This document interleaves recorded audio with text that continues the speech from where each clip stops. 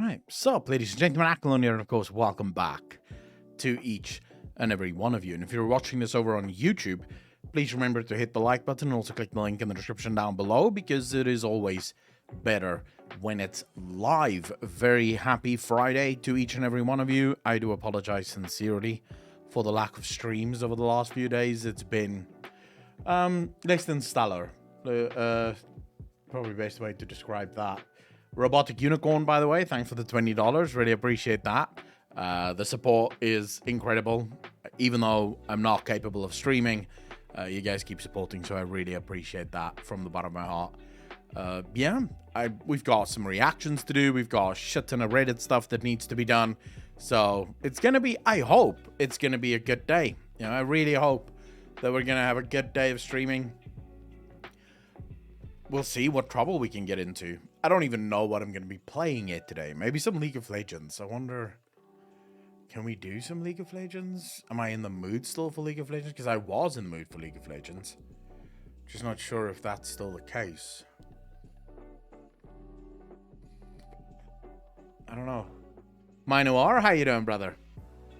Comrade, how you fucking doing, bro?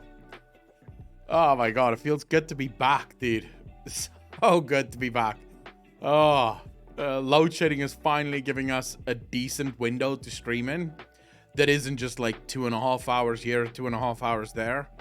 So, and on a Friday as well. It's a nice fucking change of pace from like this week specifically. I've been one of the worsts ever.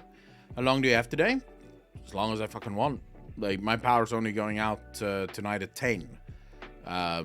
So really depends on how long I want to sit here for.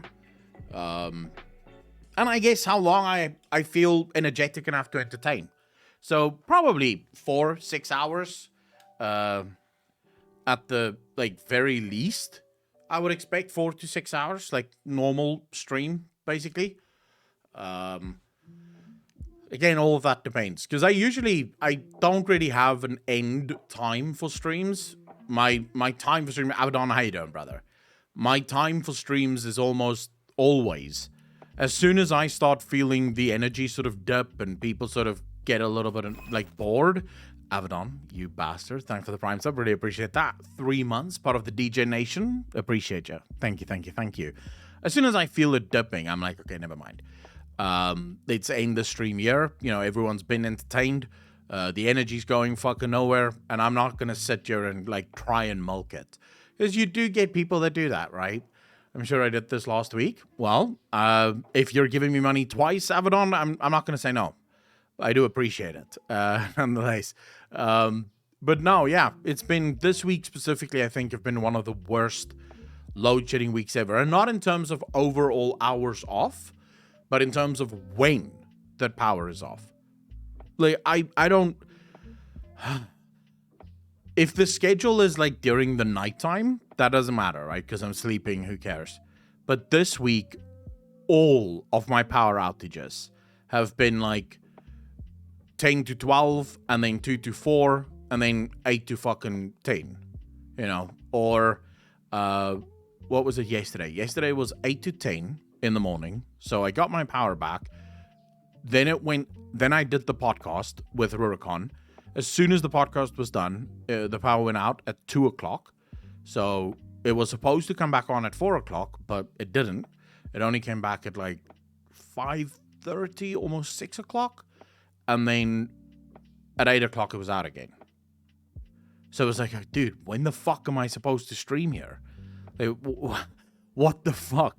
I don't know why it took so long to come back on. CDJ, how you doing, bro? It can either be, sometimes they literally just forget to switch you on. Sometimes they forget to switch you off. That's kind of nice. But sometimes they do just forget to switch you on. Other times it's like complications. So they'll switch you on, but then the power will trip. And then you're basically sat waiting for them to try and fix the shit. Or like fix the load so that it won't trip anymore. Other times, well, the worst one is when they steal shit, because that can take long. We had that once while I've lived here, where they turned off the power came back on for like 10 minutes, and then it all just crashed because they cut like a shit ton of cables and stole the cables.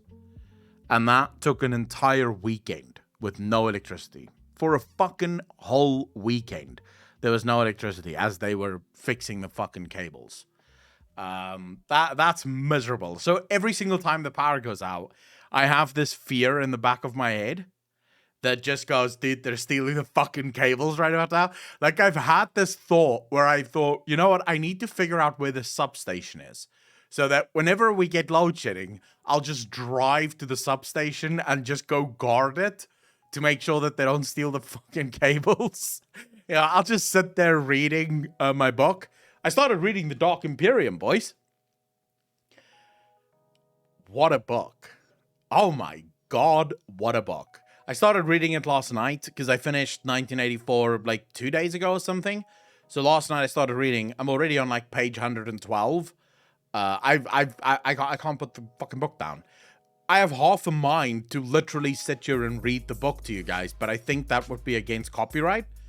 But I can't stop reading, dude. It is such a cool fucking book.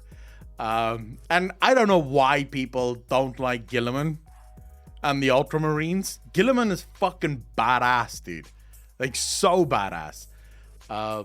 Fainster, how you doing, brother? So yeah, it's been a sucky week. I'm currently waiting for my paycheck to get the series. Heard that my boys, the word bearers, are mentioned in it.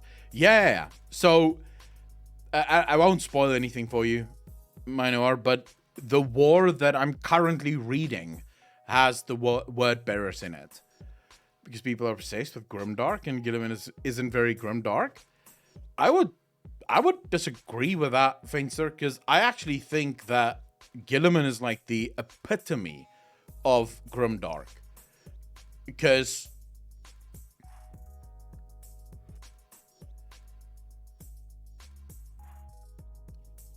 his view of modern humanity, his view of the modern Imperium, is incredibly dark.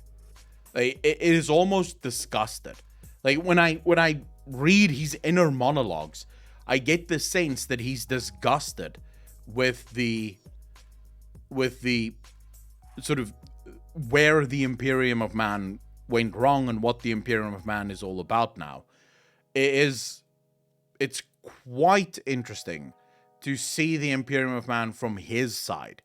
And I don't know exactly how this happened, so maybe you guys can fill in the blanks for me here, but so fuck, I don't want to spoil things for my noir. Jesus. Trying to figure out how do I say this without spoiling this for you, bro.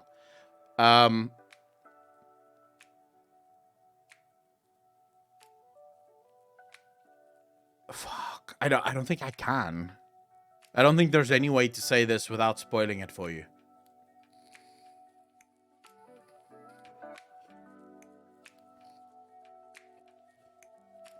Yeah, but my noir, so I'm assuming you already kind of know the story of the Dark Imperium. So you already know the story, you just haven't read the books. Is that fair to say? I mean, who can blame Gilliman for being disgusted by the Empire? Just say spoiler warning so people can mute if they want, then wave when it's over. Yeah, I could probably do that. I could probably do that.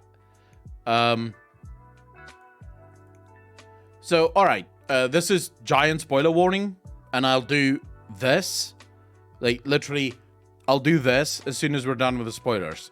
In case you don't want these spoilers. Maria the Pigeon, how you doing? Okay, so at the start of the book, Gilliman is literally approaching, or it's in the beginning where he's teleporting to Fulgrim's ship. I believe it's called the Emperor's Pride. Because Fulgrim had, I don't know how, but Fulgrim lulled him into a trap. He was so dead set on killing Fulgrim that he didn't realize that Fulgrim had basically led him into this trap, and they're being bombarded from everywhere with no way out. So he devised this plan for all of the Ultramarine chapters that is part of this war to teleport onto the Emperor's Pride, and each one of them would have different things that they would have to do, basically disabling the ship so that they can ultimately, get away and the ship can't give chase. Otherwise, if they try to turn away now and they basically try to flee, they would all die. Like, Fulgrim and his boys would just hunt them down. So he does that, and he basically gets outplayed by Fulgrim. So much so that Fulgrim effectively kills him. And the next chapter in the book... Okay, so the next chapter in the book is... I'm still a little, lost in that chapter. Because it seems like Guilliman was out for 1,000 years. It seems like he was just sleeping for 1,000 years. Because he speaks about when he went to sleep, when he died against Fulgrim effectively. But he didn't die, but he kind of died against Fulgrim. It's like the Emperor or the Empire was one thing. Okay, so the Empire was still fairly decent and fairly good and still basically functioning. And then when he awakes 1,000 years later, the Empire have effectively become what we see today.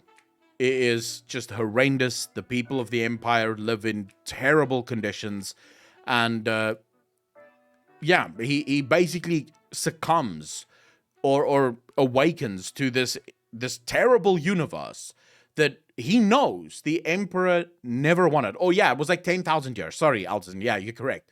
Because he does actually, they say actually in the book, he fought Fulgrim in the 31st century or millennia, and he awoke in the 41st millennia.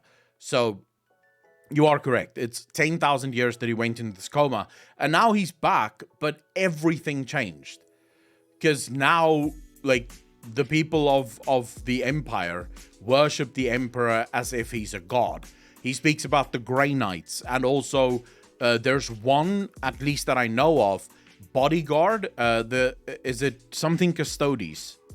What are they called again? It's something Custodes. The bodyguards of the Big Melon Slapper. How you doing, brother? Metal Fan from Hell. How you doing? Miku, how you doing? But yeah, so he speaks about the Adeptus Custodes and how after the Emperor's death, they literally retreated into, just into themselves. They would not deal with humanity at all. They had no fucking issue with humanity. And now he has this Adeptus Custodes on his ship. The Macrage? Hope? And this guy loathes humanity. Whenever any of the humans on board says anything, this guy has a sarcastic quip towards the humans. He clearly doesn't like them. And at some point, Guilliman actually says to him, "You love the Emperor, but you seem to forget that the Emperor loved them." Your disdain for humanity makes no fucking sense. Lachim, how you doing, bro? Thanks for the first time chat. Really appreciate that. Welcome to the channel. Thank you. So it's I love the way in which they present things in this book. They don't waste a lot of time on things, but they do a very good fucking job of explaining things so you get a pretty good idea of what is going on. This Guy Haley, fucking brilliant writer, I have to say. So correct me if I'm wrong here, because it's only happened once so far. There's only been one explanation for this, but is it the Motivarum? I think it's called the Motivarum. It's the guy that steers the ship. I'm not entirely sure, but it's something, he's the guy that constantly says, okay, turn this many degrees this way, this many degrees that way. And then there's a bunch of servitors around him that just repeats what he says. But it seems to me, and maybe I'm wrong, but this is what I've gathered from the book so far, because humanity can no longer use AI due to the wars with the AI, right? They've turned servitors into, well, technically AI. because there's a bunch of servitors that's sitting around the Motivarum, if that's even what it's called, and they're all connected with wires and shit to the Motivarum. So the Motivarum is basically using their brains to do calculations of where the ship should go and how the ship should turn, and I'm assuming that you need some kind of AIS kind of thing in order to steer those ships, because apparently they're like miles long. Like, these ships are incredibly large. Is that true? Is that actually something they do? Or how you doing, brother? Adeptus Custodes were sitting on Terra for those 10,000 years, and Gilliman essentially kicked them in the ass and told them to go defend the Imperium, not just the Emperor. This is the conversation that he basically has with this Adeptus Custodes, where I am now. Let me go get the book quickly, because I want to see if I can find that bit for you guys. Give me a second.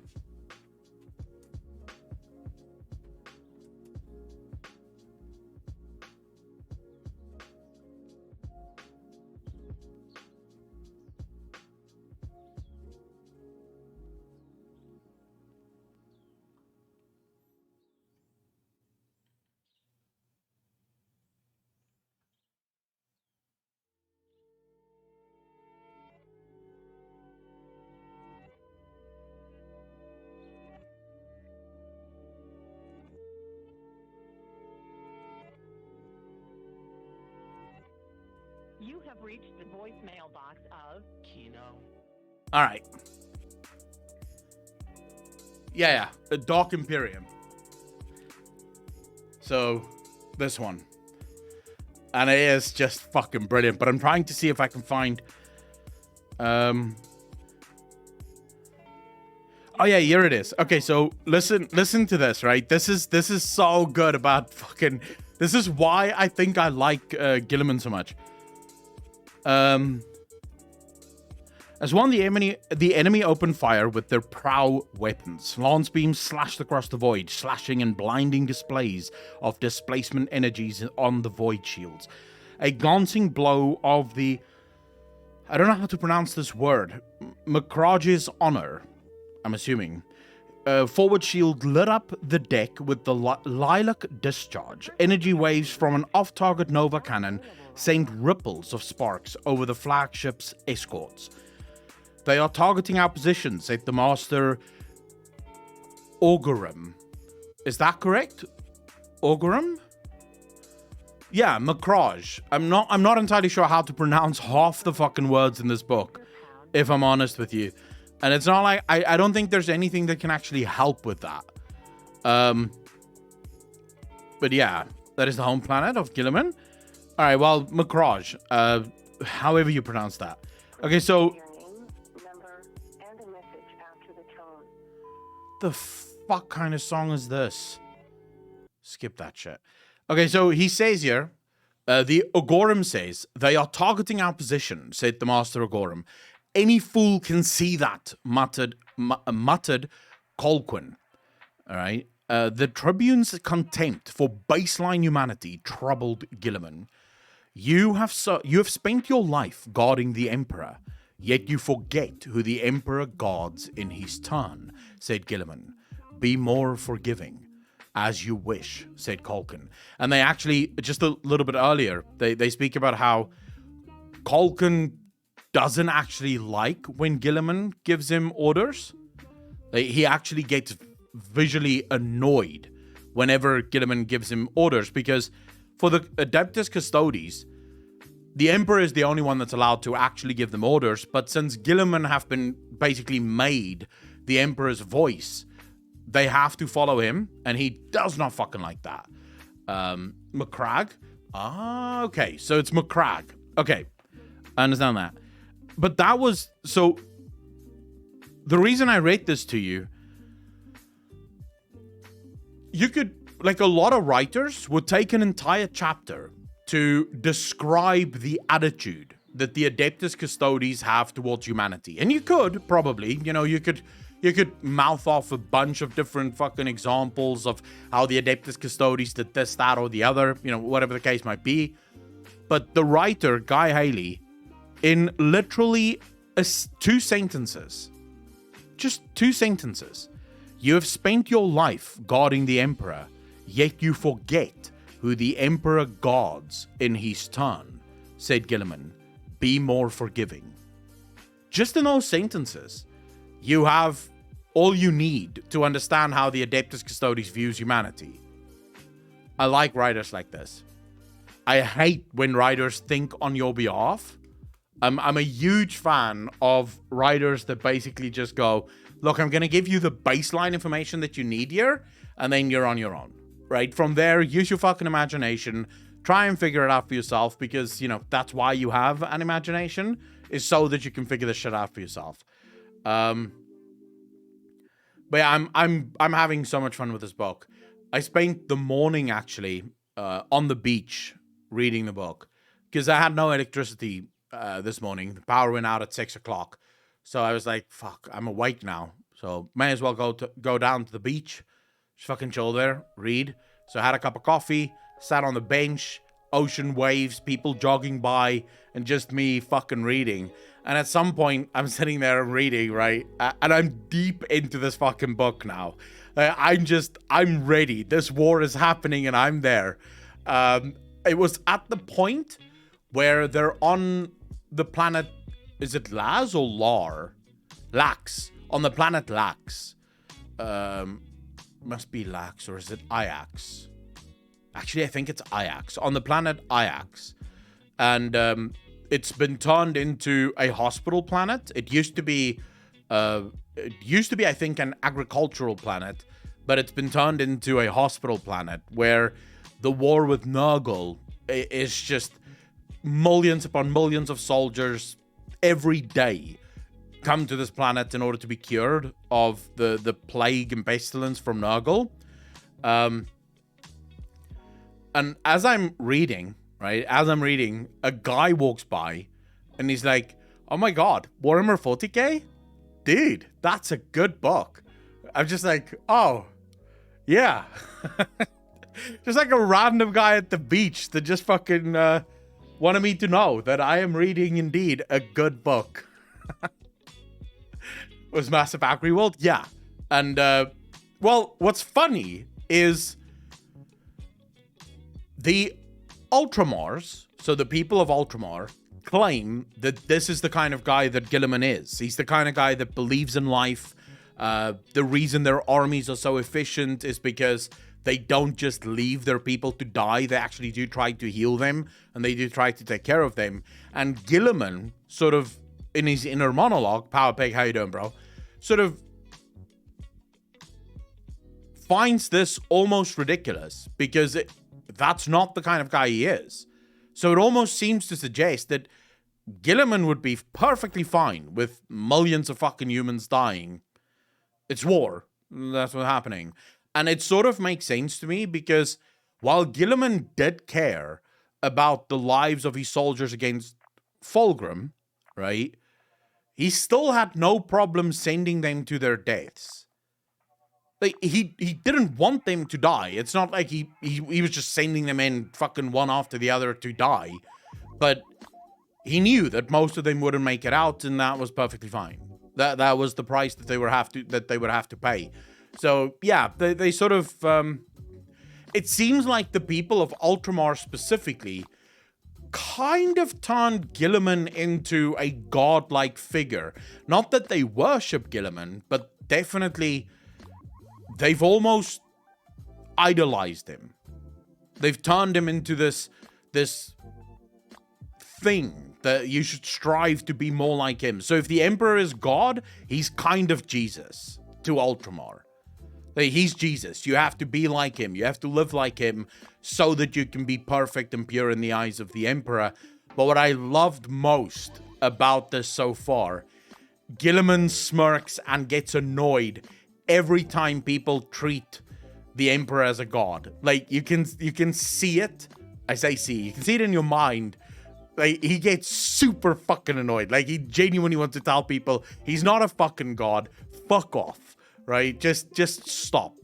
And apparently, whenever the Adeptus Mechanicus, whenever they sort of start praying and stuff, he also gets really annoyed. Because he's like, God, fuck. Can you guys just stop with this religious bullshit? So yeah, he's sort of very anti this, but apparently so is the Ultramarines as well.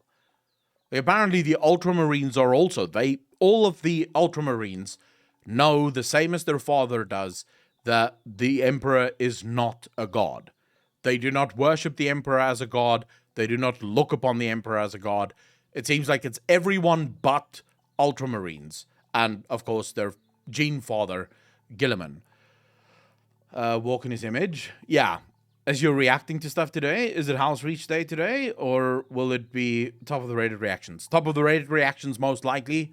Mental fan from Al. I don't know yet. We'll see. We'll see what fucking happens. I should really do what? You should really read The Carrion and Watchers of the Throne books, kind of prequel to these. And on Terra, as the galaxy is split, and lots of Custodian and High Lords stuff involving Gil. Sorry about that. So I'm going to be reading everything, but right now I'm kind of limited to whatever books I can find. These were 2 books that I was able to find. So it's the first 2 of the Dark Imperium. I'm looking for the 3rd one, because apparently there's 3 in the Dark Imperium. So I'm basically just whatever books they have. I'll go back probably next weekend, and then I'll just see if they have any more books, and then I'll just buy more books. And I'll just keep buying the books, as many as I can find. It's not like they have like an unlimited number of books lying around. Stolly, how you doing, bro? Oh, congratulations. Are you playing it?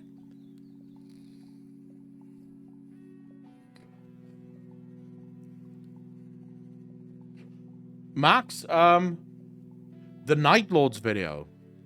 It all depends on whatever is top on Reddit.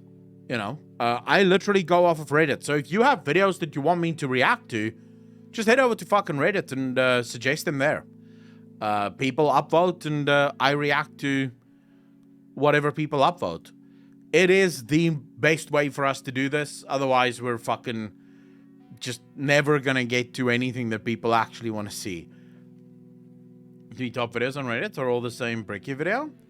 Yeah, those I'll remove at some point. Like I haven't been able to, so you know that's been a bit of a problem. I'll remove all of the fucking. There we go. They've been removed. We have 1 mod so far on Reddit, so if anyone is interested in becoming a mod, if you would like to moderate this shit, just reach out to me on Reddit and we'll see. I'm obviously going to give people who've been part of the community for a long time preference over everyone else. But yeah, well, the 3 top videos on Reddit are all the same. Arcanito, thanks for the follow, dude. Really appreciate that. Welcome to the channel. Thank you, thank you, thank you. It is now only the first video from Bricky that should be up here. Yeah, it's only the first 3 videos from Bricky that's up here.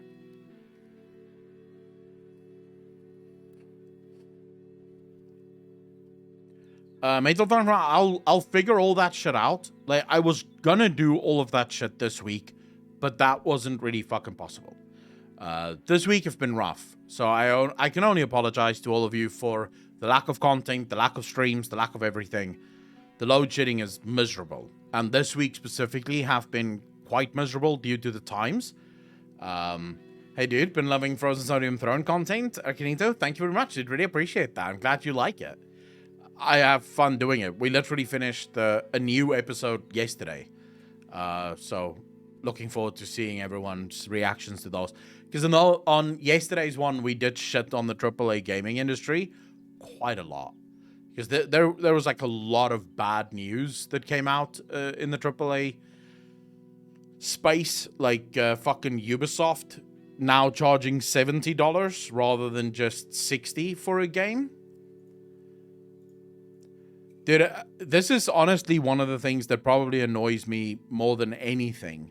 And what annoys me most is that the vast majority of gamers won't say a fucking word. the vast majority of gamers won't say anything about it. Ubisoft goes, they increases the gaming price to $70. They're still gonna have cash shops in every single fucking game that they launch, and no one's gonna say anything.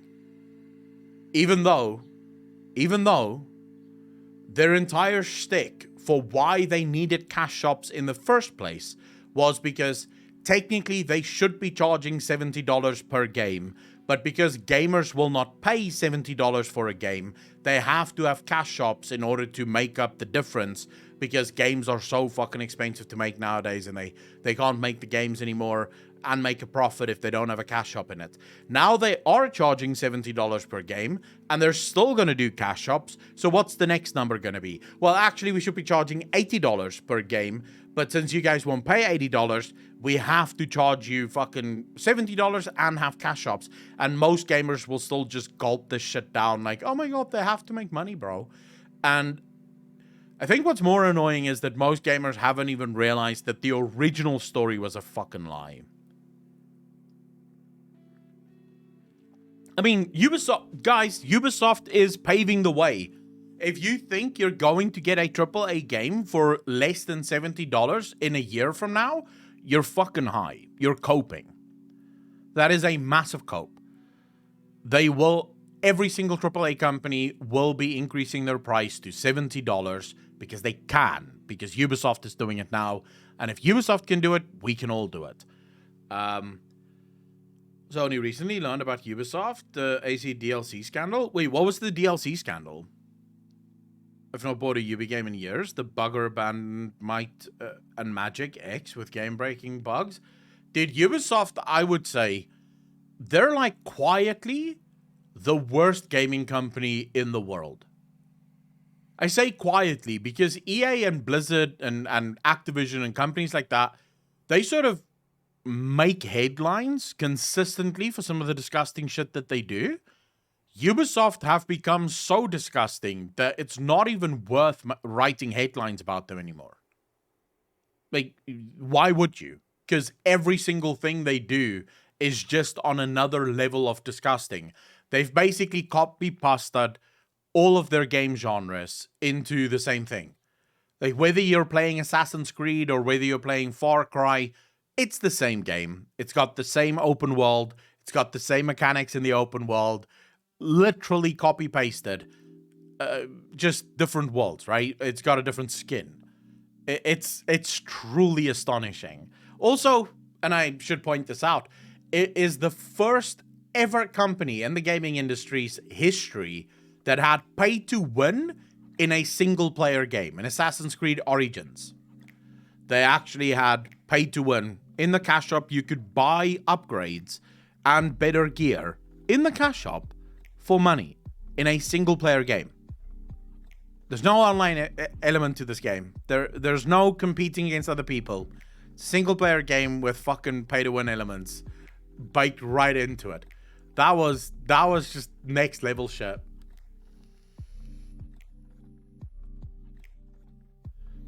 And to activate your DLC, you have to connect to these servers. So any DLC you buy now, you can't activate. The fuck? Super off topic, but do you have any recommendations on a mic for streaming for fellow South Africans? Kayo, how you doing, brother? I would say if you're in South Africa, probably the cheapest mic. That is also the best. It's one that I used for more than a year. Is the Wave mic from Elgato. And the only reason I love the Wave mic, the only reason I would say that the Wave mic is probably the best mic you can get is this. So the software, the Wavelength software, this is a game changer because it allows me to record my music in one track, my voice in one track. If I'm watching a video, it goes into one track. Everything gets its own track. And from there, I can remove the shit that I don't need in the video. I can add things that I want. So it just makes such a huge difference. So I would say get the Wave mic. It's the best that you're going to get for at least cheap-ish, I think. If you want to go even cheaper than that,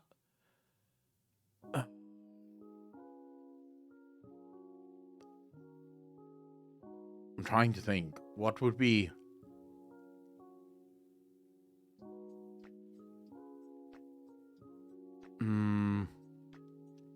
Samsung has some pretty good condenser microphones. Don't go dynamic unless you can afford to buy like the Wave XLR. I don't know. It's difficult because I don't really deal with stuff like this. Maybe best guy to follow for this would be Harris Heller from Alpha Gaming, because he has like a shit ton of videos about different mics and different setups and stuff like that. And the setups are the same regardless. It doesn't matter whether you're in South Africa or our prices are very like similar in terms of what's expensive and what's cheap. So I would say Alpha Gaming is probably a good guy to look at for that. I had before my Wave, I had a Snowball, a Blue Yeti Snowball, which is a cheap ass fucking microphone. It's this giant ball of a microphone. My brother uses that now and it still works. It was a terrible mic. Terrible sound. But it worked. And I would say don't go for quality.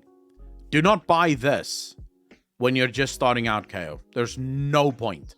You'll be wasting a fuck ton of money on a very high-end mic that will not increase your views in any way, shape, or form.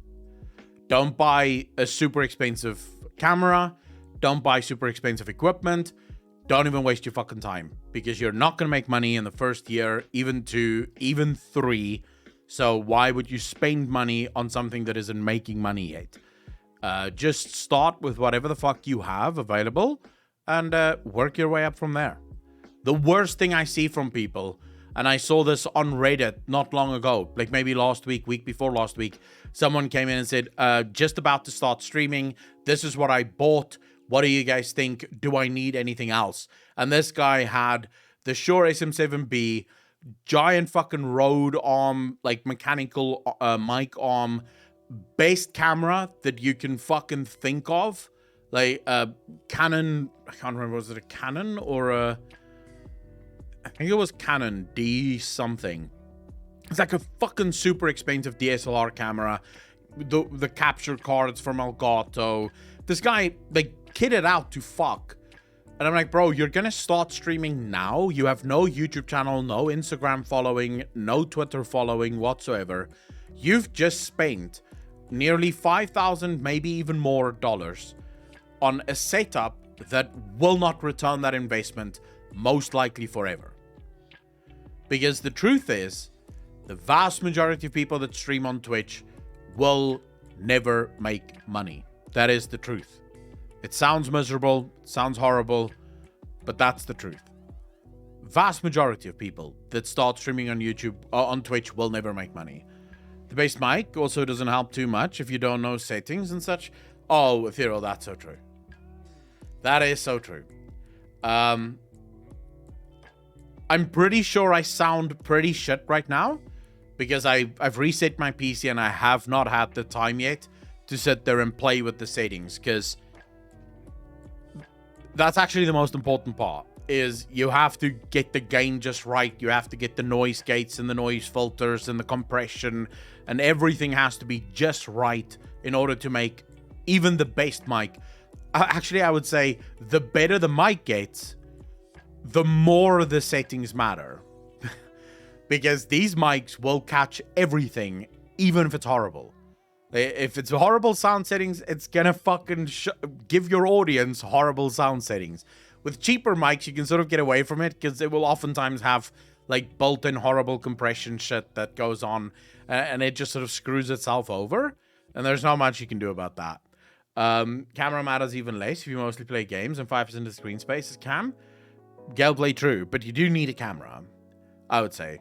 Usually lighting matter more than camera quality. So true. That is 100% true. I would rather spend $1,000 on lights. That's a lot of money, but for comparison, I would rather spend $100 to get myself a Logitech C920, which, by the way, I used for the longest time. First 4 years of making YouTube videos was on a Logitech C920. I would rather use that with $1,000 worth of lights than buy $1,000 worth of a camera and only $100 worth of lights. Because lights is everything. You have the lighting right, most cams will look just fine on Twitch. If the lighting's bad, you can have a DSLR, it's gonna look shit. I plan on just streaming for fun. Carmasion, thank you so much for the Prime Sub, dude. Really appreciate that. Welcome to the DJ Nation. Thank you, thank you, thank you. You're far too kind, sir. I plan on just streaming for fun. I already have a full-time job. I just see it as a cool way to meet new people. Then you're absolutely fine doing the bare fucking minimum. Don't even waste your time, dude. Like, I would argue, yeah, don't even waste money. Rather buy the bare minimum, buy a decent decent webcam, Logitech C920, or if you really want to splurge a little, you can go for the Elgato face cam, which is the one that I'm using currently. Get yourself some decent lights, nothing fancy or too extravagant, just good, decent diffuser lights would be fine. And you can get those for relatively cheap. And if you don't know which ones to buy, you can buy the Elgato ones, the key lights, but they're quite fucking pricey considering what you get and what you could get.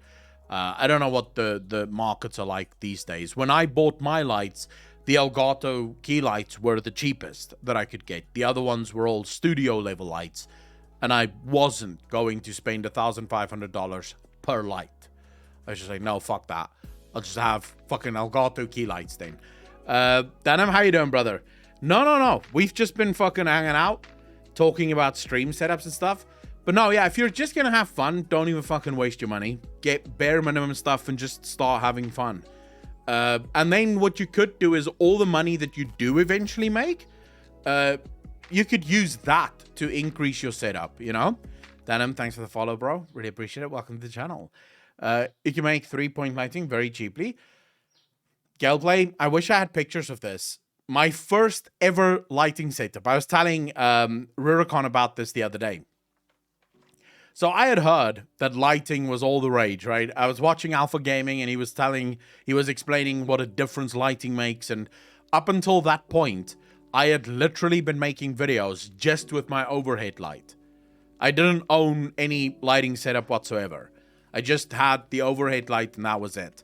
So basically it looked something like this. Let me see if I can show you guys. Because even with this camera, it's going to look dog shit. Not like this. Hold up.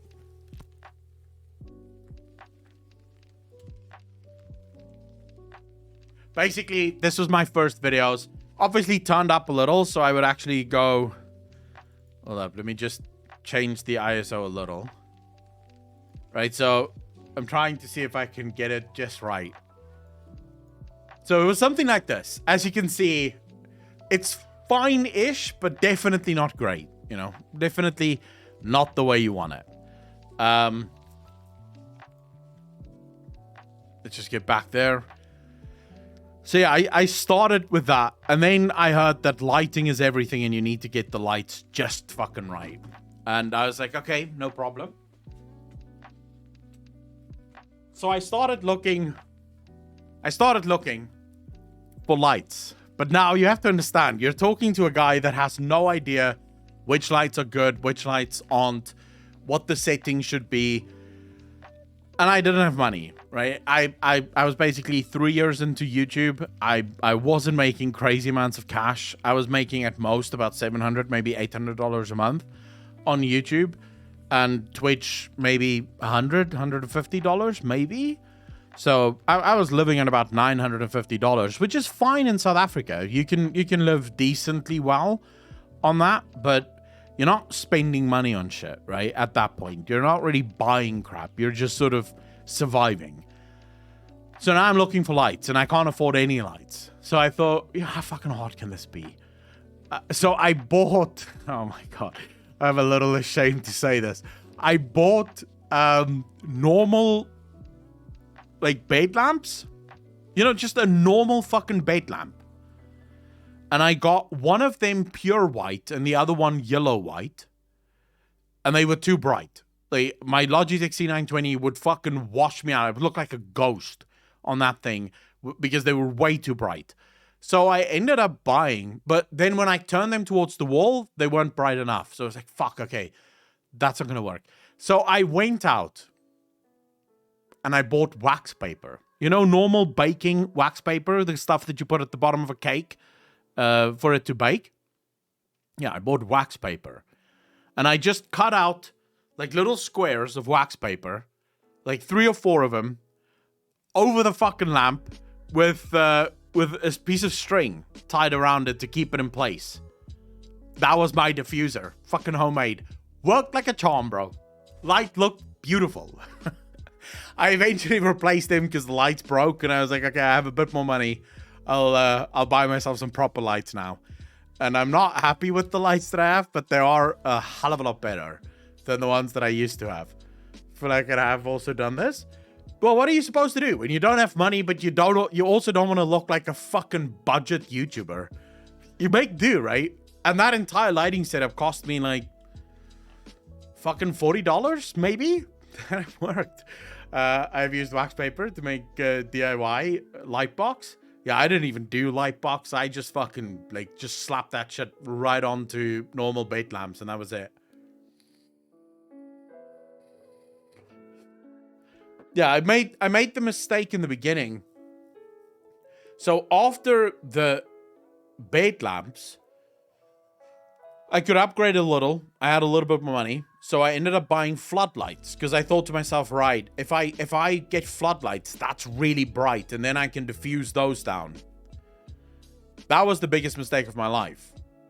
Because I got really cheap floodlights. The problem with floodlights is they're very bright. But that's not their biggest problem. Their biggest problem, they're very hot. And I mean very hot.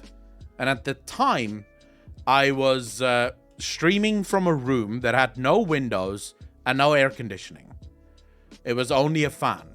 Now, do you know what a room feels like when all you're doing is circulating hot fucking air that is continuously getting hotter because you have 2 giant floodlights just beaming heat into that fucking room?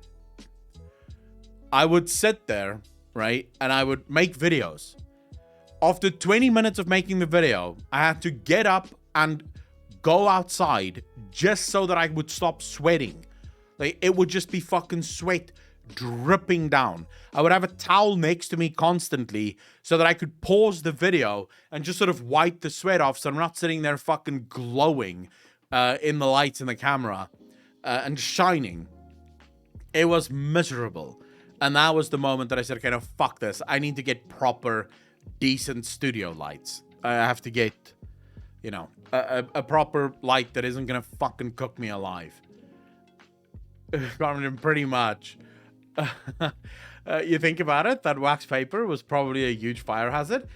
The reason I didn't mind is that wax paper can take a lot of heat before it will actually catch fire. Because it's built to go into the oven, right? So that was my argument, is it shouldn't burn easily. I mean, it's meant to go into the oven. It wouldn't be the biggest problem. But yeah, thinking back, I probably will never do that again. My cousin's looking at Elgato key lights for his setup. I would say don't buy Elgato key lights. And I realize I'm risking a sponsorship with Elgato here.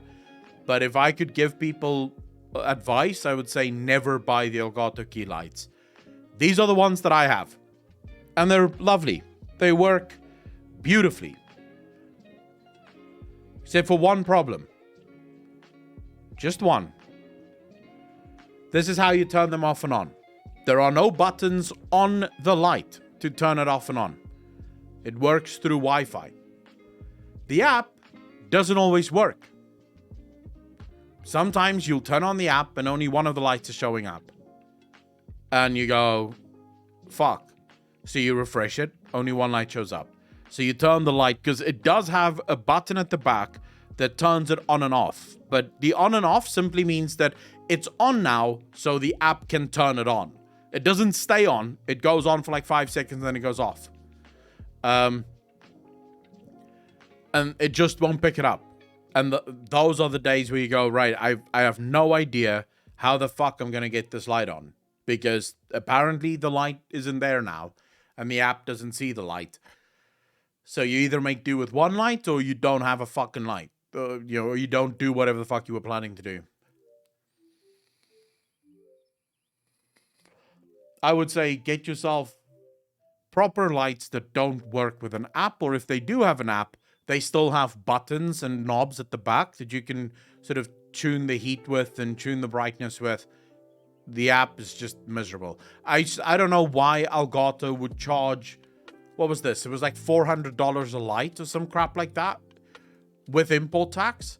And what, you're telling me for that kind of money you couldn't put a fucking knob at the back? Like, is a knob really that expensive? Ferorius, thank you for the 2 months up, dude. Really appreciate 39 months, part of the DJ Nation.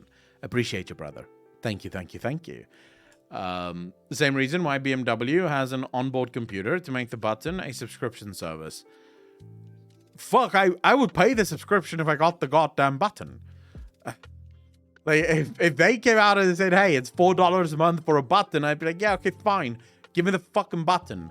I just want to be able to turn this shit on. Or better yet, give me a remote so I can turn this shit on. But the app is horrible. I don't think they thought it through, because if I'm ever in a position where my Wi-Fi isn't working for whatever reason, I won't be able to turn on the lights. Because without Wi-Fi, the lights will not turn on.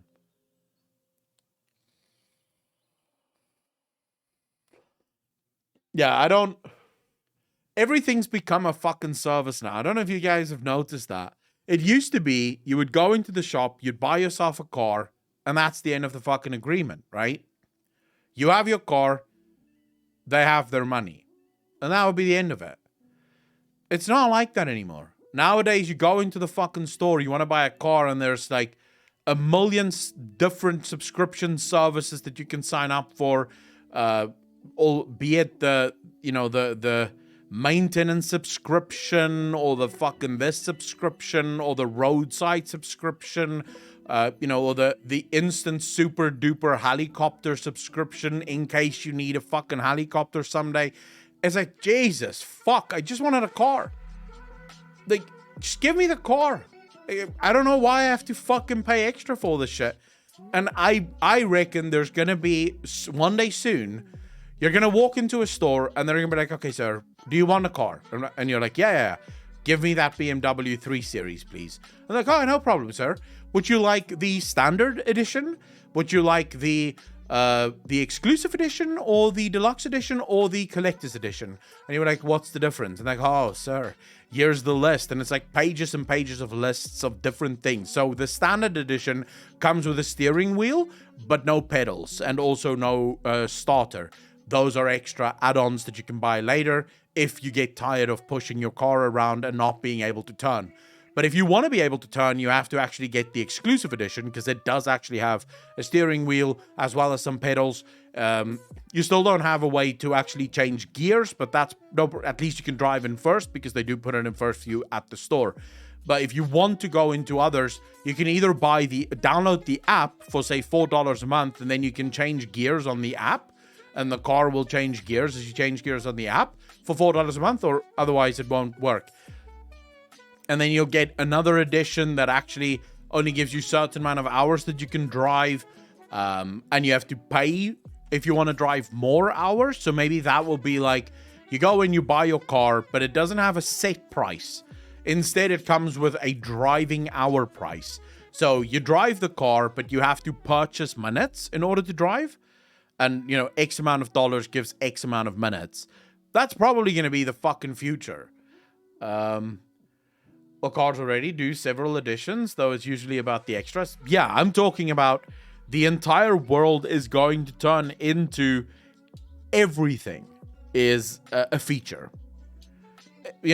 Right now, the main thing about cars will usually be things like,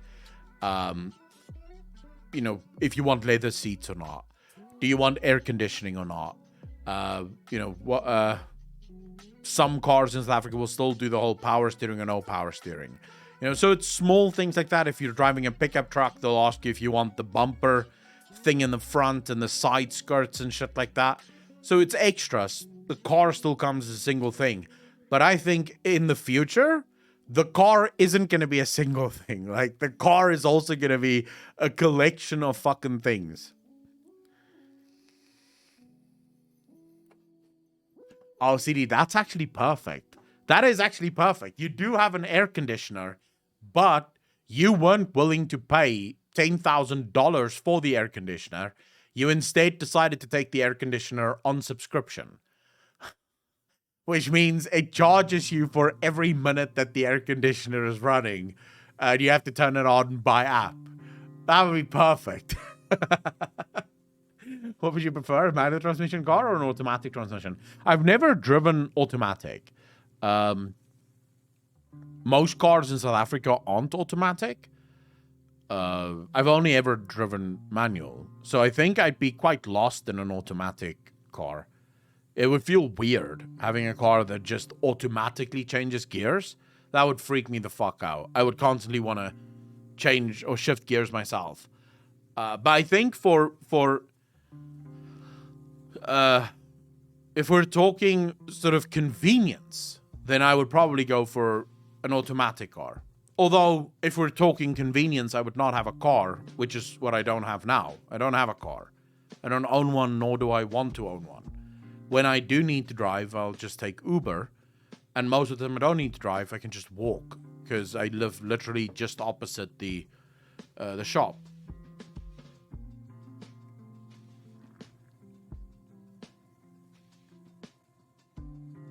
I got a medical disqualification 26 years ago, so I'm happy to use my legs to go to the shops.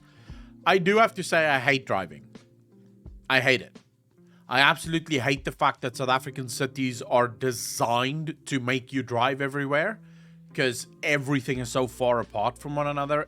Everything is fucking so impractical, especially here in the Cape. It's actually astounding to me. So in Pretoria, malls are massive, but they're usually 3 or 4 stories.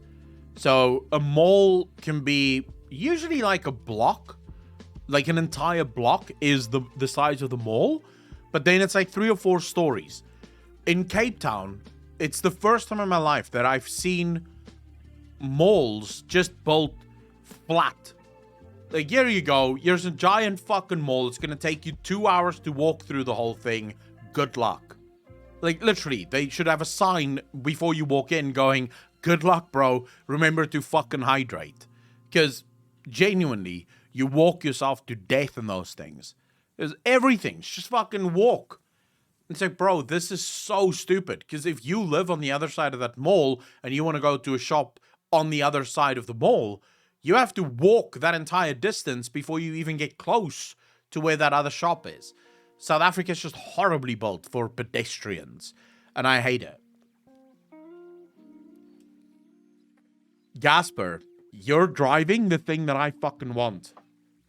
I've been looking, and I really want to buy myself one. They're just stupidly expensive, but I would love to get an electric bicycle. Just get on your bike. It's assisted if you need to. You can go anywhere. You can fucking drive anywhere, and if you do have to go quite far, you know, you do have the electric option. I would love that.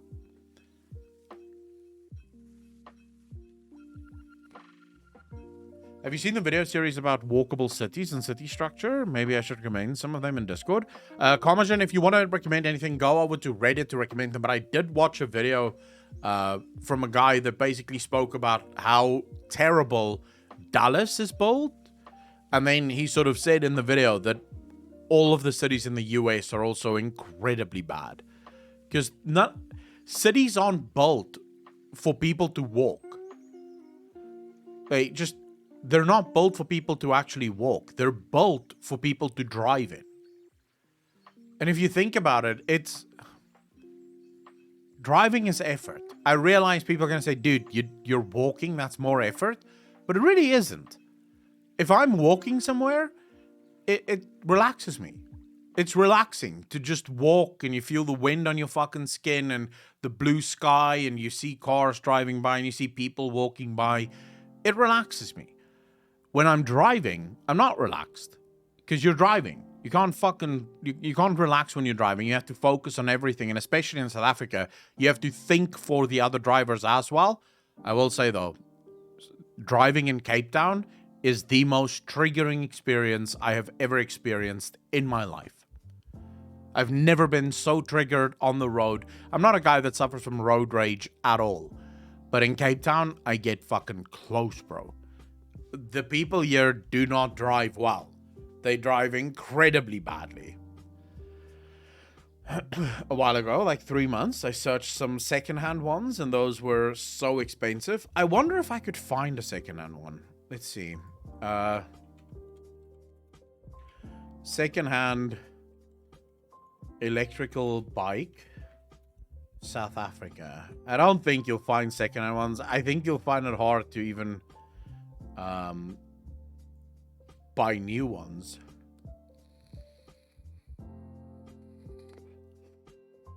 There are a couple here, but what about new ones? Let's just go for fucking new ones first before we... Electrical bikes. Oh shit, there is actually a place here. Huh. I did not know that. Let's see.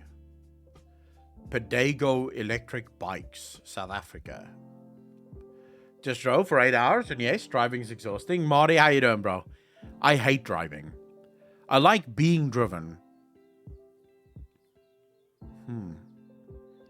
These will be so fucking expensive, though. I'm almost certain of it. This shit will cost you an arm and a fucking leg. Top performing e-bikes. Let's see. Why is there no prices here? I don't understand.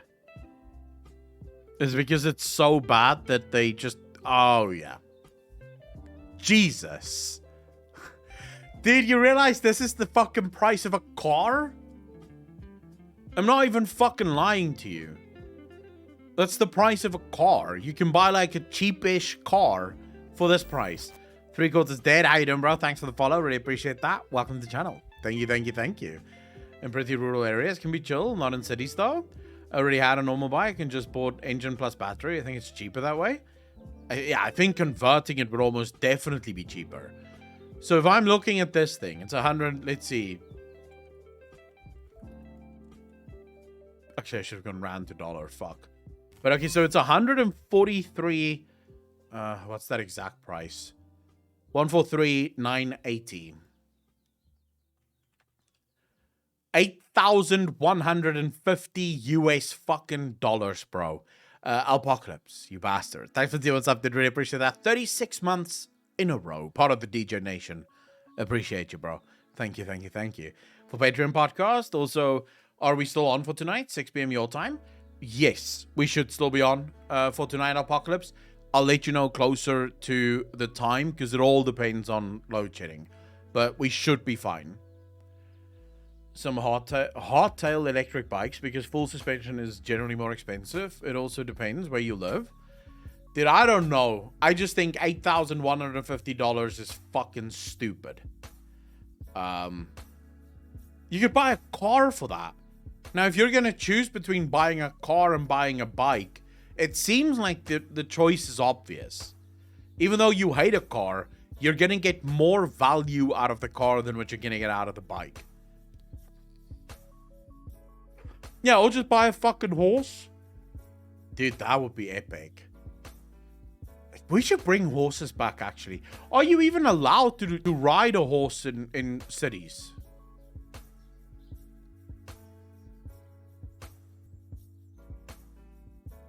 Are you not allowed to ride a horse in a city?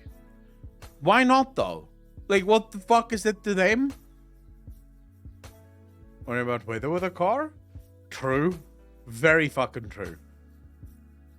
Oh, dude. No, I've been sleeping well lately, thanks to maids. I got alarm set, but I'm going to take a nap beforehand. So if I don't respond to DM later, it's because I'm still unconscious. No worries, bro. I mean, Apocalypse, if we do the podcast on Sunday evening, that's fine too.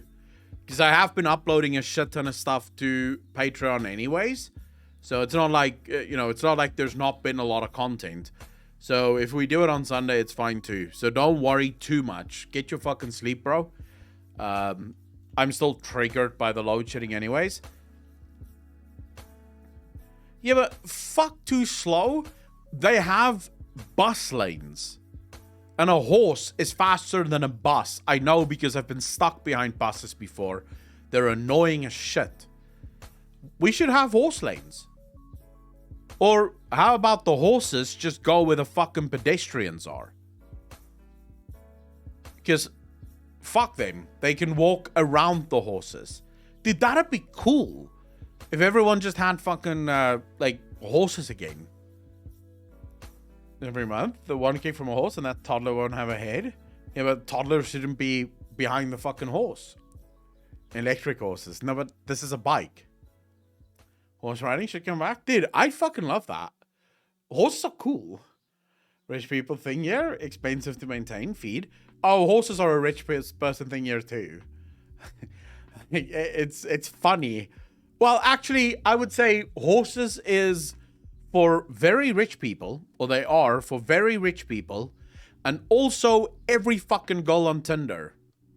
I don't know how it works. I don't exactly know why. But every single girl on Tinder rides horses. It's like, bro, I didn't know there were that many horses in this country. It's fucking amazing to me. Horses in the living room? Danman, what country are you from?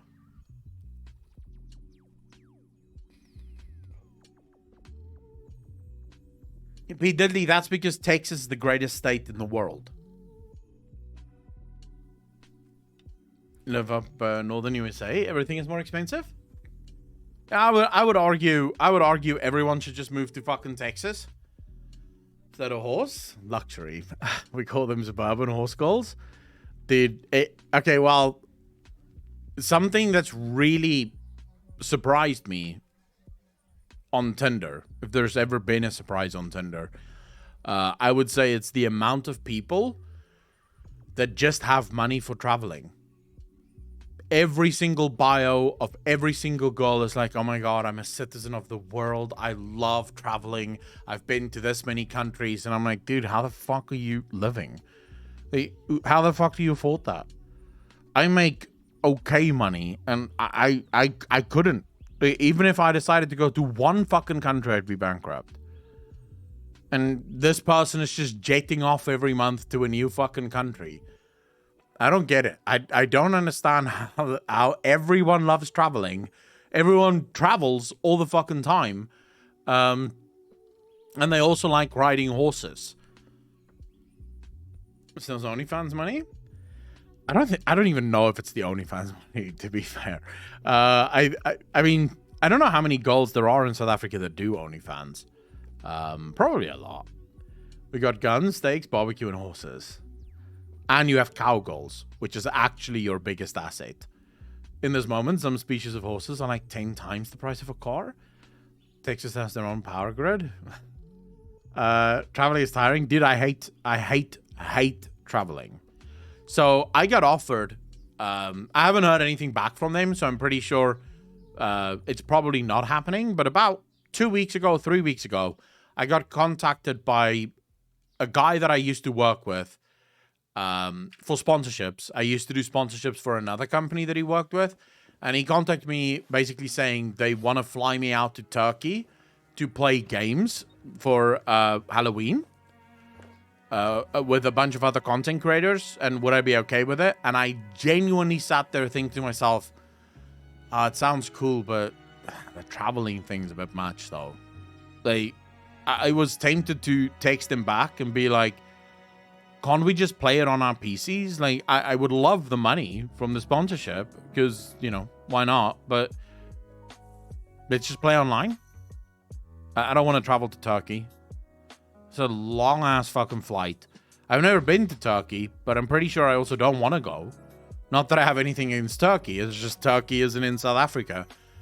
So it's far, and I don't like going far.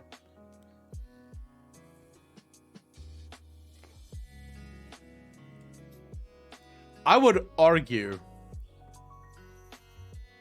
dude, there's so many things that fucking annoy me about the world. Let's not get into that. Because I think recently, actually, I'm getting more and more annoyed at the world and how the world functions. Like, I see these content creators, you know, the people on Instagram and on Twitter and TikTok that make obscene amounts of cash. And we're talking crazy cash here. You know, you have some of those girls that make hundreds of thousands of dollars every month through sponsorships and crap. And then you look at the girl, and the only thing she's good at in this entire world is that when her parents made her, so when her dad had his penis inside her mother, the genes that he passed on to the mum and the genes from the mum that merged with his genes inside of her happened to produce someone that is slightly better looking than most people. And it's like, how is this a thing? You have no discernible talents from at least what I can fucking see. You have no personality from what I can see, because content creation is as much about personality as it is about fucking skill. Yet you're making cash purely based on the fact that you happen to be prettier than most people. And I don't mind people making money because they're beautiful. That's perfectly fine. But the amount of money they make, it's nuts. Considering the value that they offer society, it's fucking nuts. How are you making this much money? You offer so little value. Dude, there was a reel, an Instagram reel that sort of popped up on my feed. I think it was last night, could have been night before, but popped up on my feed. And it's a girl that she's not even dancing. She's standing there, music playing, and swaying her hips. I would say semi-seductively, but if she wasn't as hot as she was, it would not even be seductively. She's just swaying her hips. The video has like, I don't know how many millions of views, and I clicked through to her page because I was immediately fucking triggered. She has hundreds of thousands of followers, and every third post is a fucking sponsorship for something. And I was just like, every single one of her videos, basically same thing. She just stands there and then she goes, or she goes, some shit like that, right? Some fucking thing that's supposed to get guys' peepees hard. That's it. That's her entire shtick. It's like, dude, in the olden times, this girl would have been fucking nothing. Like, she would have gotten nowhere in olden times. And now look at her.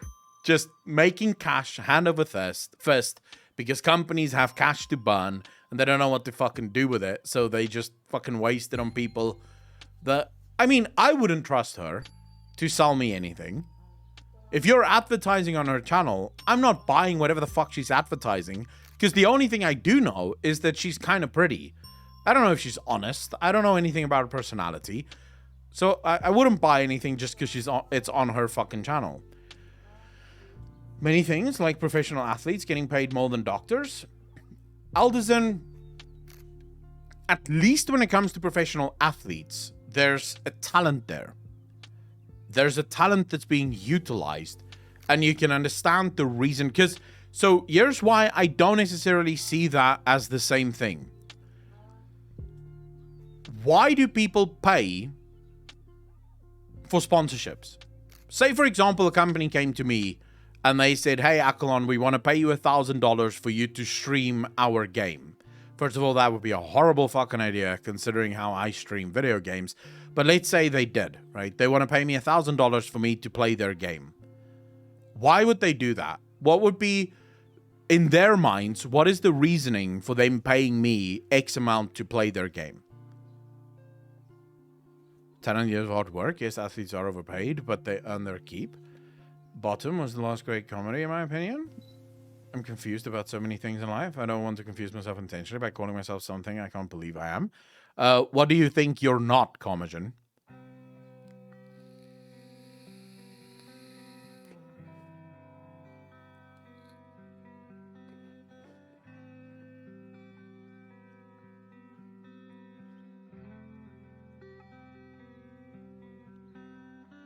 I see chat is having a weird conversation with itself here. So the reason they're paying me that $1,000 to stream their game is influencing. That's why they call us, and I hate it, but they call us influencers. And there's a reason why we're called influencers, because there's a relationship that's built between content creators and their audience. And as much as content creators love to pretend, and this is, by the way, another thing that fucking triggers me. I guess we'll just call this part of the stream things that grind my fucking gears with Akalon. Because as I'm talking, I'm thinking about more and more things that's triggering the fuck out of me. These content creators that sort of go, oh yeah, you guys should remember, I'm not your friend. Don't do that parasocial bullshit. Yet every single thing content creators rely on in order to make money is intrinsically linked to that parasocial behavior.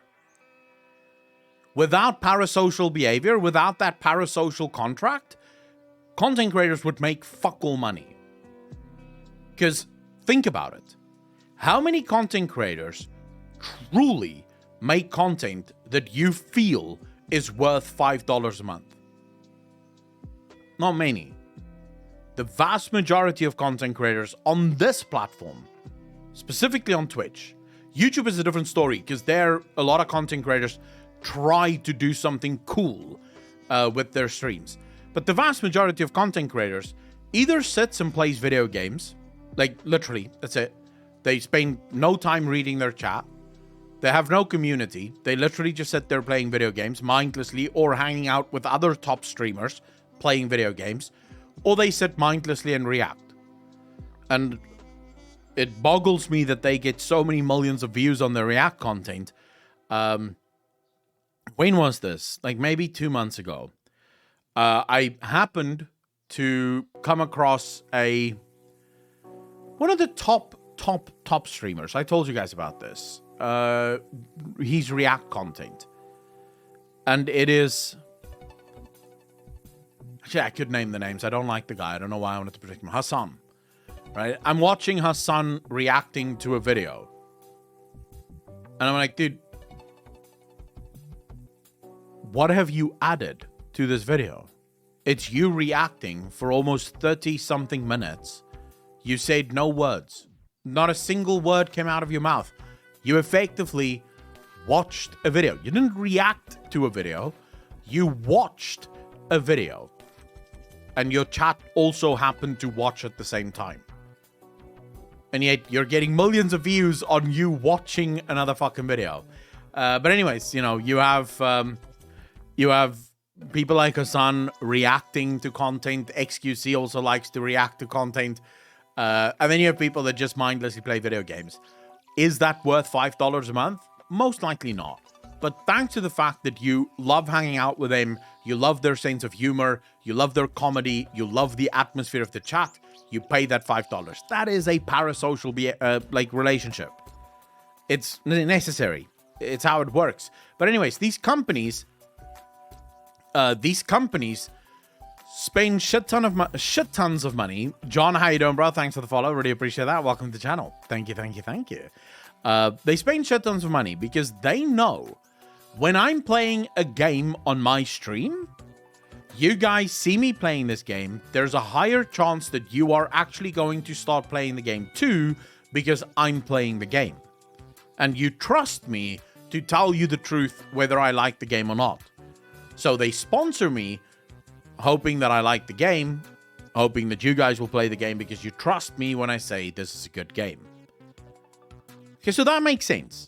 That relationship makes sense.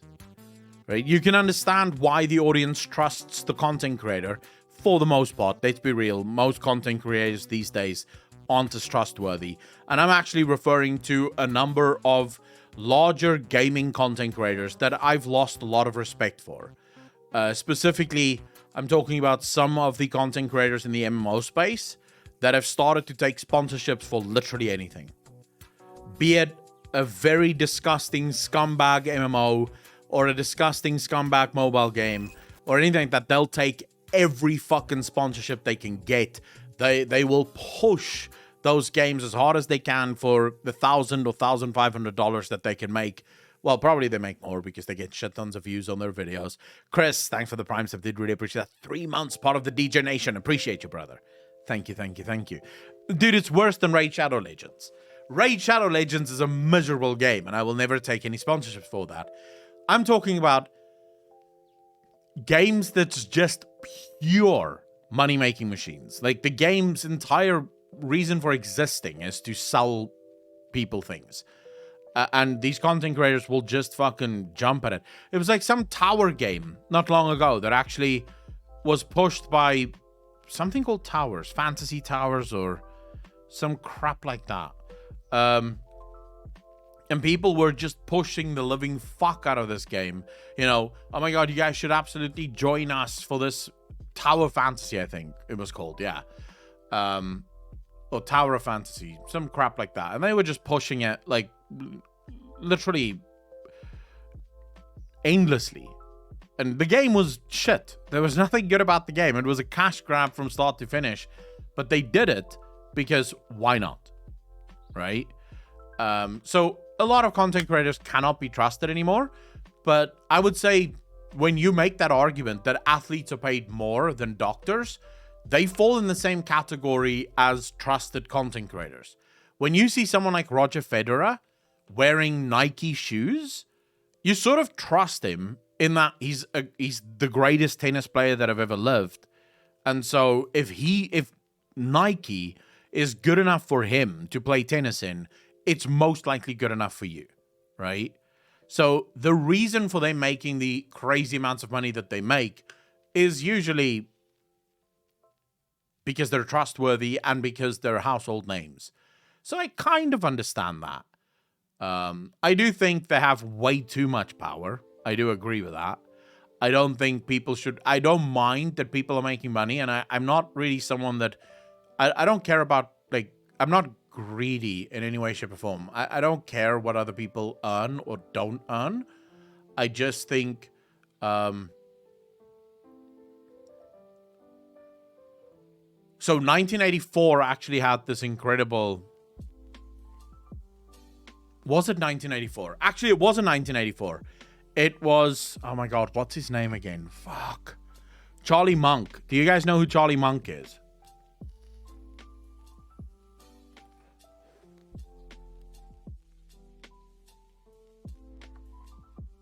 What games would you like to get a sponsor from? Dunham... I don't think I would take a gaming sponsor or sponsorship. Unless it's like a game that I'm already playing, in which case, sure. But I probably wouldn't take a gaming sponsorship because most of those sponsorships comes with massive clauses. So, for example, if you are going to play it, you have to pretend like you like it. And that's not me. If I start playing the game and I'm like, this is dog shit, I am going to say, guys, fuck this game. Let's go do something else. This is dog shit.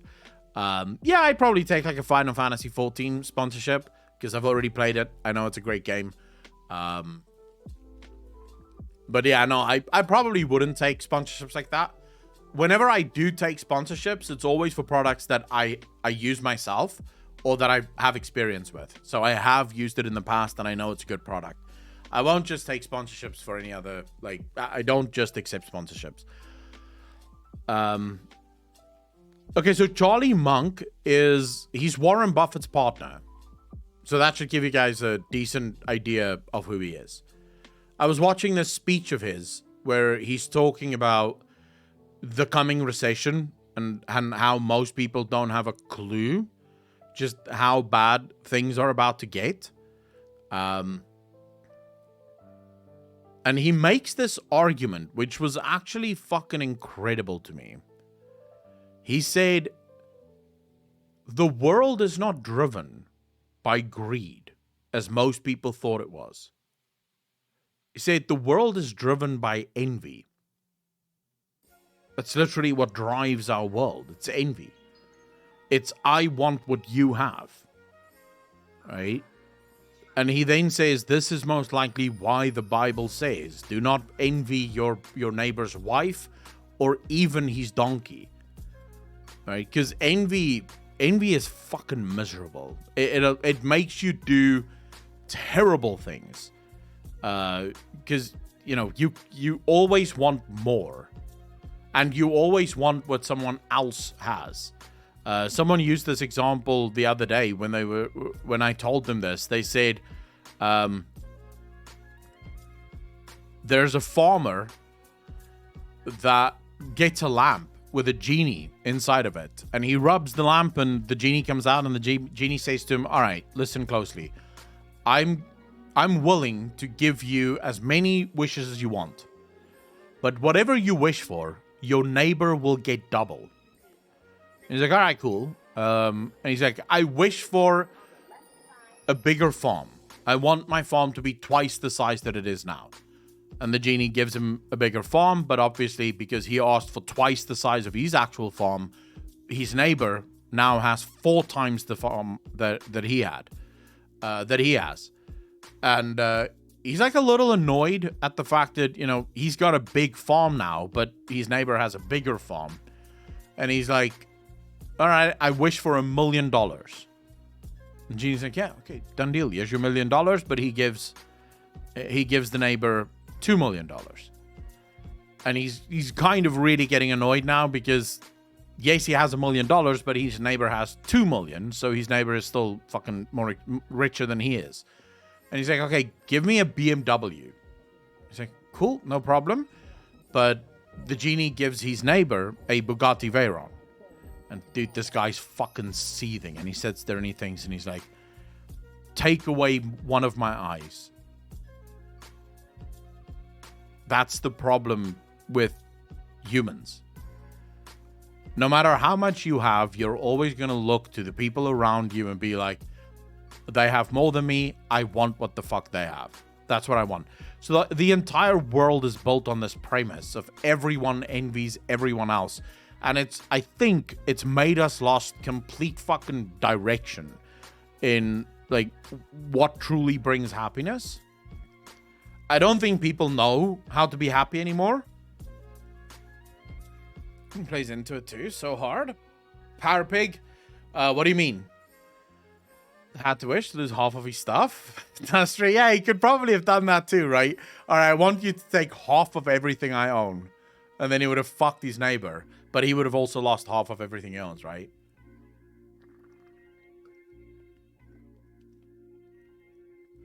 As many can have all the money. I have my hair. Check W. Fuck. People want to stream and want to be or have to be what others have created.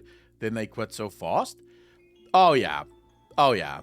Wish for higher sex drive. Go to neighbor. Win-win. Depends. If you're a guy and your neighbor's a guy and you're not gay, not that big of a win. Clean. However, if your neighbor is stupidly fucking hot, then yes. Win. Very win.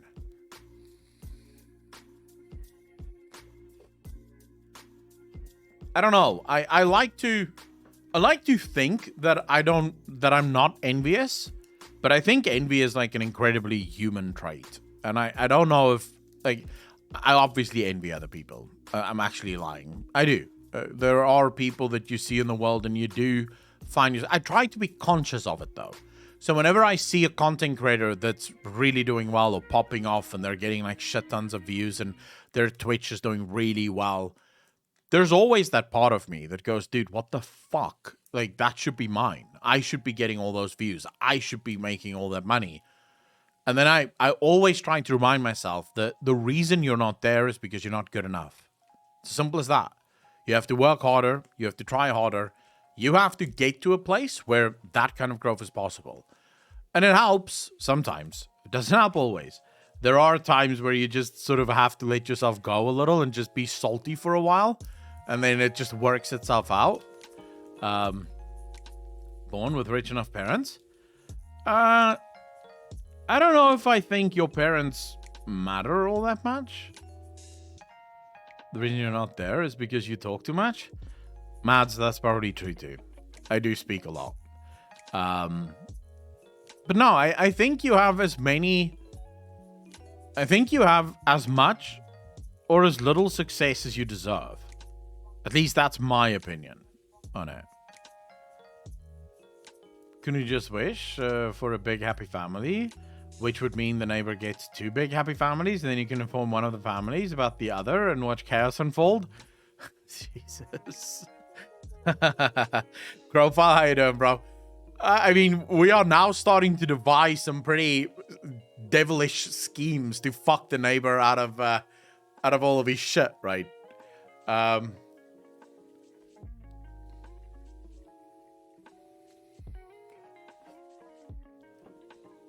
No, I mean, yeah, I think at the end of the day, greed or envy is as good as it is bad.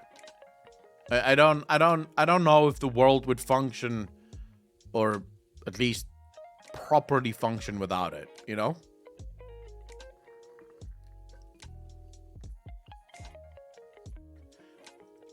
It works as motivated to improve yourself.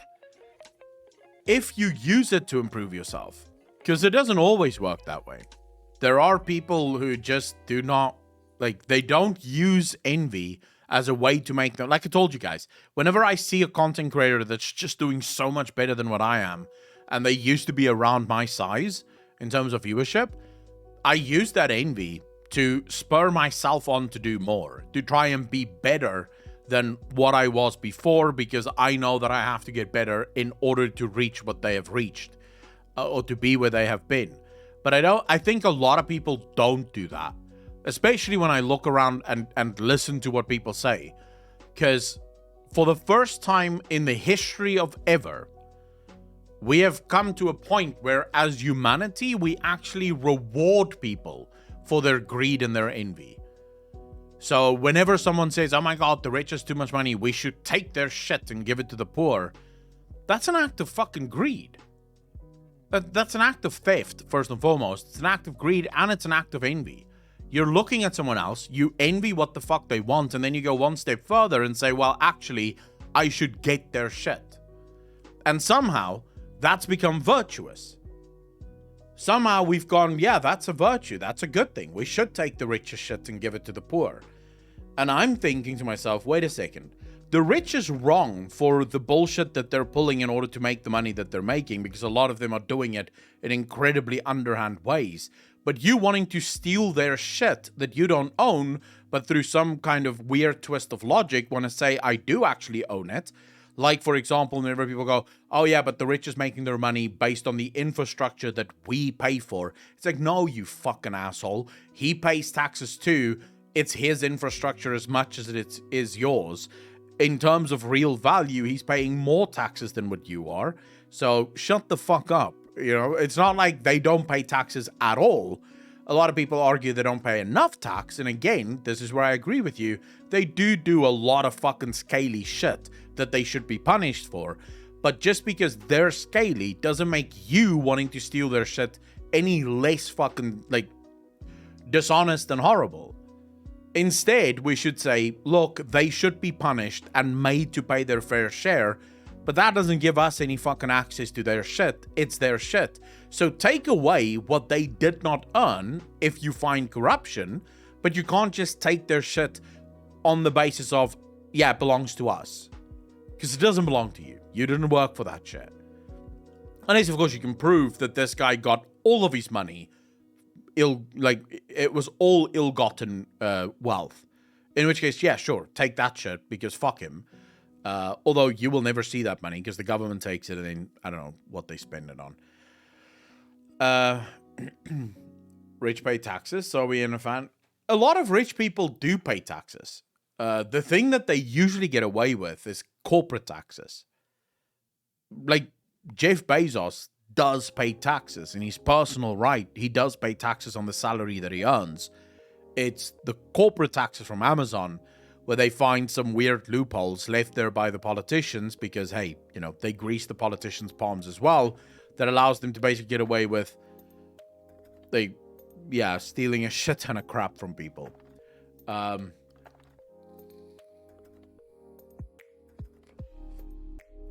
Gasper, yeah, sure. If you really, really want it, then I guess we can take it from the rich. Now, I don't like this societal trend of what's yours is mine if you earn too much. Because it's funny.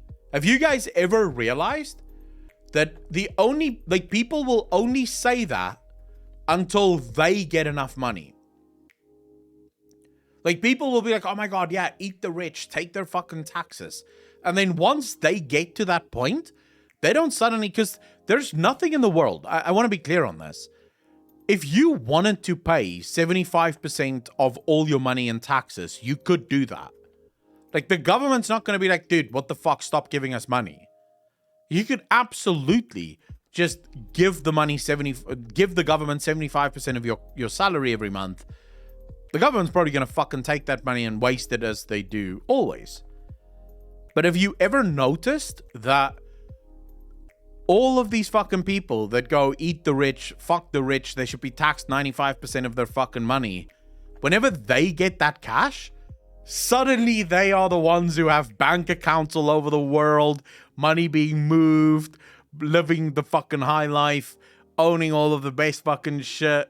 And it's like, dude, so what now? Like, should the rich no longer be taxed as much? Suddenly it's like, oh yeah, I would pay the tax if it was that high, but it's not that high. So you should really go to the government and tell them to increase the taxes. And it's like, bro, it's your money. Just give it to the fucking government if you think the government should have that much money. If you truly believe that rich people should be taxed 95% of their money, then give away 95% of your fucking cash every month. It's as simple as that. You control that cash, dude. You can easily pay it over to the IRS. They're not going to say no. So mind you, if the rich would actually get punished properly for tax fraud and stuff, clean, I agree with you. But I also think a lot of people misunderstand the incredible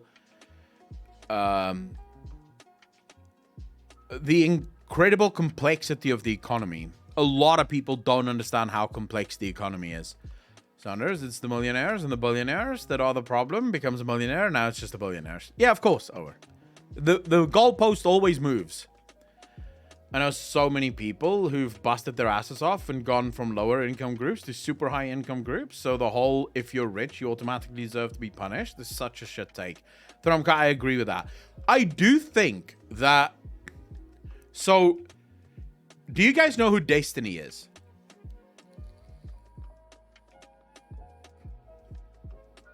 The streamer. The guy that streams on YouTube. Do you know who that is? Anyone that knows anything about Twitch should have a decent idea of who Destiny is. So, Destiny went from being a libertarian to now being a Democrat, right? Pretty... not far left, I would say, like, definitely not center left, probably on the left side of the spectrum, but not as far left as most other people. And Destiny's entire reasoning for why he is on the left now, and he's left the idea of libertarianism behind, is because he recognized that in a lot of cases, success is something that can happen by accident. You just happen to be in the right time, at the right place in the right time, and you just happen to become rich as a result of you being there at the right time, at the right place. And for other people, it can just be that in your entire life, you're just never at that point, and you end up being incredibly poor. And so he believes that this is why the government has to help people that don't get those lucky breaks, as they call it. And I agree with Destiny at least 60%. Because I agree with him. A lot of success is predicated on luck. You just happen to hear about an opportunity that no one else knew about, and boom, you're fucking rich. You happen to strike it rich. For every rich person, there are multiple people who just...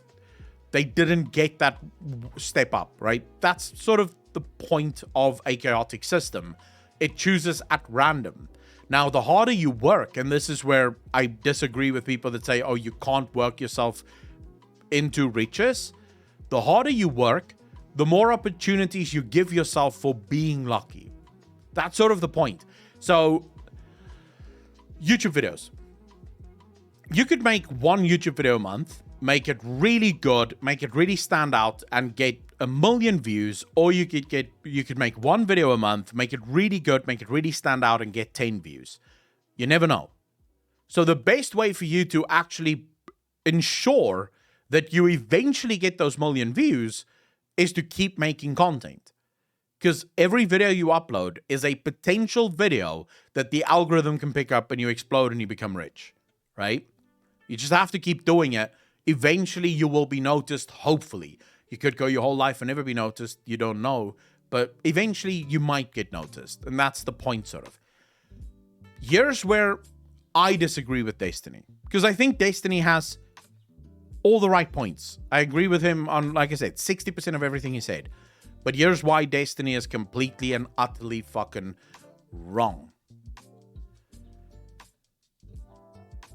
The fix, in his mind, has never actually fixed the problem. So Destiny says, some people can get rich purely by luck, and some people can stay poor purely by luck. So we need the government to help the poor people that isn't lucky enough to actually become rich. And I'm like, dude, whatever the government is involved in never has the effect that you want it to have. So the government announced in the 60s, I believe, was it the 60s or the 50s? The US government announced that they're declaring war on poverty. There's more poor people in America now than there were in the fucking 60s almost, right? So poverty is getting worse, but there's a war on it. In 2001, the government declares war on terrorism. There's more terrorists now than there were in 2001, with more and more countries becoming fucking radicalized by the day due to the government's war on terrorism. Whatever the government declares a war on usually goes the fucking other way. Like, it never goes the way that the government wants it to go, because the government is wholly inefficient at providing anything of value. It is the most inefficient organism in the world. I don't agree that the fix is the government. I think the government should be part of the solution. I don't think the government should be the solution. And I don't think that higher taxes and more stimulus or checks for poor people actually help poor people. In fact, I think when the government starts handing out money to poor people, it does a great job of devaluing the currency, raising the prices of goods and services, which leaves poor people even fucking poorer. So that, to me, is not the answer. Whatever the answer is, and I'm not saying I do have the answer, I know for a fact that's not it.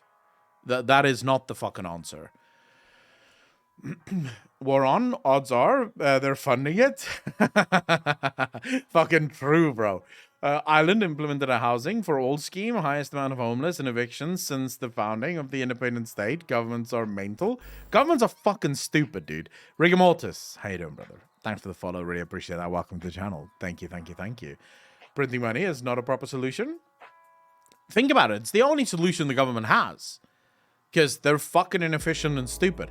The problem is, with the political system, the problem is you can indirectly buy votes, so it just encourages them to do the easy thing and throw money into these systems to buy votes. I think we do have a problem as humanity when governments finally get to a place where people can vote themselves rich. If you reach a point where people can vote themselves into money, I think as a society, you're kind of fucked.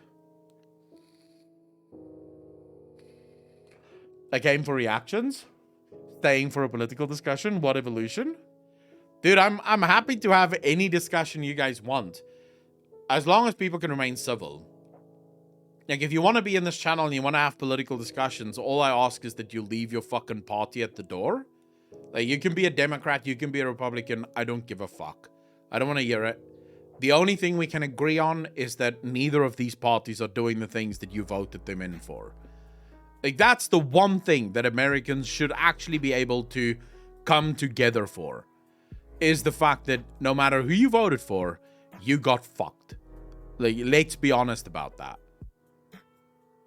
Whatever you vote, like, whoever you fucking voted for, you didn't get what you were voting for at all. Like, your government did the exact opposite of what you voted for. You're one of the few streamers who understand the nuances of politics and economics, which is refreshing. Thromka, I appreciate that. I think I try to. I'm definitely not as political as a lot of the fucking political Andes on Twitch. But I think I think my extreme distrust of politics, and also the fact that I don't assume to have the answers, because I oftentimes think that the answers are far more difficult than what I could ever fucking comprehend. I think gives me the opportunity to look at things and be like, the chances are I don't know how to solve these issues, but these issues to me seem so complex that I think anyone that claims to know how to fix these issues is a fucking liar. Like, if there is ever, and I'll say this, if there's ever a politician that says that they have the answer to solving poverty, you should never vote for that person. Because chances are that guy doesn't know what the fuck he's doing. They are going to make it worse. Because think about poverty. Just take a moment to really think about the economy and think about poverty. How fucking complex is that issue?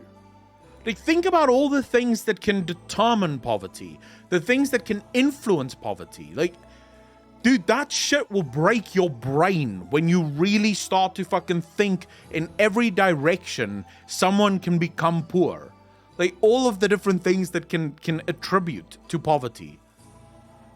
How can anyone claim to have the fucking solution to it? Like, I don't even understand it. There's so many different possibilities. It's almost impossible to fucking understand. And you're claiming you have the solution? How? There is no solution, as far as I can tell. There's incremental things you could do, right? There's ways in which you could try and combat it, but it's probably not going to be a one-time fix. It's not going to be an overnight fix. It's going to be a slow, incremental process. Shadow Monsters, how you doing, brother? Thanks for the first time chat. Really appreciate that. Welcome to the stream, bro. Oh, hey, first time I caught you live. Can't wait for the next Sodium podcast. Should be up probably later today or tomorrow. I'm really happy to have you here, bro. Lost Rights, how you doing, bro? Most frightening phrase in the English language, I'm from the government and I'm here to help. Yep. Actually, I would just stop with I'm from the government. That shit sends shivers down my fucking spine. I know a problem with governments in principle. The issue is the political parties being incapable of coming to some sort of agreement.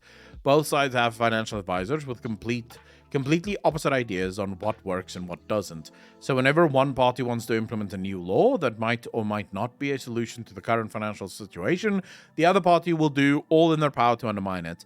And what you end up with is some vague middle ground that obviously doesn't work.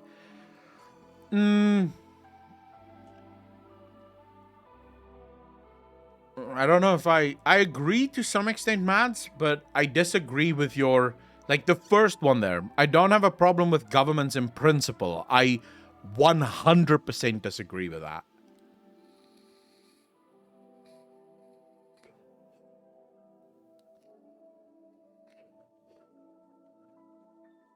Like, call me fucking crazy, but anyone that wants to be a politician, in my mind, is already a fucking snake. Just absolute horrible person. I don't think there is such a thing as a good politician. I think they're all corrupt and evil. And I think in principle even, they are all corrupt and evil. The principle is simple. You as a human being believe that you know enough that you can rule over other people. That right there, like, Jesus. Dude, the amount of hubris that you have to, like, have in order to think that you somehow have the answer to all of the world's problems, or at least your country's problems. I don't even have the solution to all of my own fucking problems, let alone a country's problems. Like, I have problems that I can't fucking solve. I wouldn't be able to solve all the problems of the world. It would be tough. It would be really fucking hard. And yet, no, I'm sorry. I disagree with that fundamentally.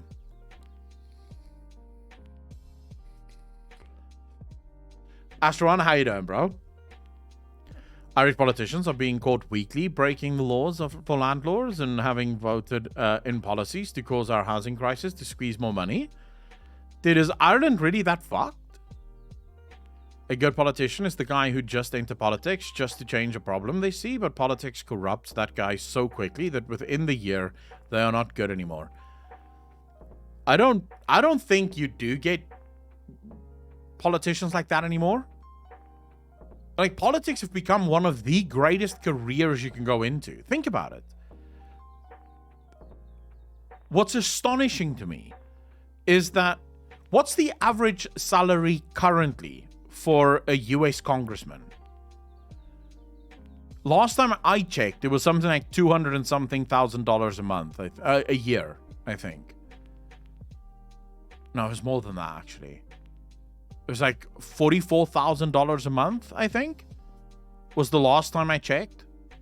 It could be way more than that now. Like, what? I'm gonna have to fucking Google this.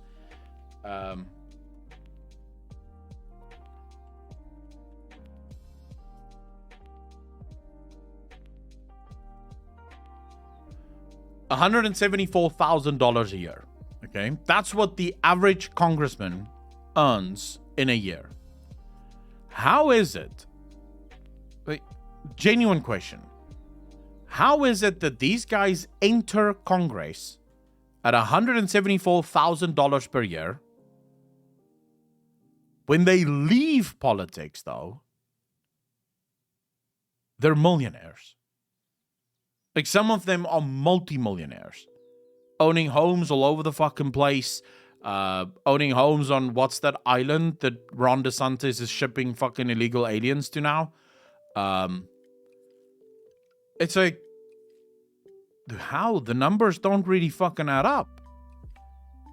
Like, according to those numbers, $174,000 a year, I mean, that's not a little money, but that's not that much. There's people that earn a lot more than that, and yet you guys are leaving politics in the top 1% of the country. Dude, those are growth numbers that very few other jobs will ever be able to give you. When you enter into politics, it's only the corrupt that survive there. The ones that figure out, because the only way you're going to get from being paid $174,000 per year, and within 4 to 5 years, you've become a millionaire, multi-millionaire, is if that's not the only money that you get per year. Now, technically speaking, the laws state that public officials can't have private interests. I'm pretty sure as a congressman, you can't have like a fuck ton of businesses on the side. Like, Trump had to sign over his companies to his kids, I think. He wasn't allowed. I'm not saying that he wasn't corrupt. Not even for a second. I'm saying that he was forced to do that. Otherwise, they wouldn't let him be president or some shit. You can't have private businesses. And yet these guys are leaving with way more money than what they should technically have. So someone's making money that isn't being declared and no one can understand why. Well, that sounds like a great job to be in if you're fucking corrupt.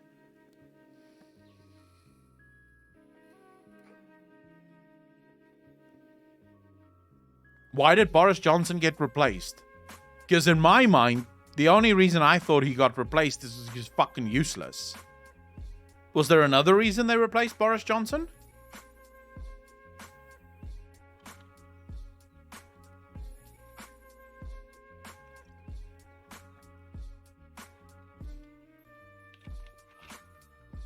She's known as an amazing investor. Dude, if I worked for Congress, I too would be known as an amazing investor. Because I am literally the one that makes rules that will fuck over share prices. So the day before we vote, I just short a couple of stocks because tomorrow we're voting to close down Apple. So I'll just short the fuck out of them because I'm going to make money tomorrow. Like, dude, of course people in Congress are fucking great investors because they literally make the rules that make stock prices go up and down. Hosted a party during COVID lockdowns or some shit? Of course it had to do with COVID. Dude, the greatest thing for me living in South Africa is how quickly people in South Africa got over COVID. Like, as soon as the government announced that people no longer have to wear masks in public, it's like the entire country just went, well, fuck that. It's over now. We don't care. So it used to be every day the newspapers and stuff would give updates on the amount of people that has COVID and the amount of people that's died of COVID or whatever. Nowadays, it's like once every 2 or 3 weeks, one paper will try to get a clickbait fucking title out there of, oh my god, the fucking sixth wave is coming. And like no one reads it. Like no one gives a fuck, dude. In fact, the last time I saw it, it was a promoted one. So the newspaper wrote the article and they actually paid to promote it on Google just to see if people will actually click on the fucking ad or on the article, because everyone's just sort of been like, all right, let's go on with our lives, fuck this disease. And they're trying. I mean, don't get me wrong, they are trying, but they've sort of realized that it's not getting the clicks anymore. Like no one gives a fuck here. They've even given up on the whole vaccine drive in South Africa. Like the politicians tried really hard to get people vaccinated. Like seriously, they really pushed it. They wanted people to be vaccinated. And when they realized that after months of trying, it was only like 15% of the entire country that's actually been vaccinated, they kind of gave up. They were like, okay, well, clearly the South African public does not give a fuck about vaccinations. So, yeah, we'll just give up. We're now currently at...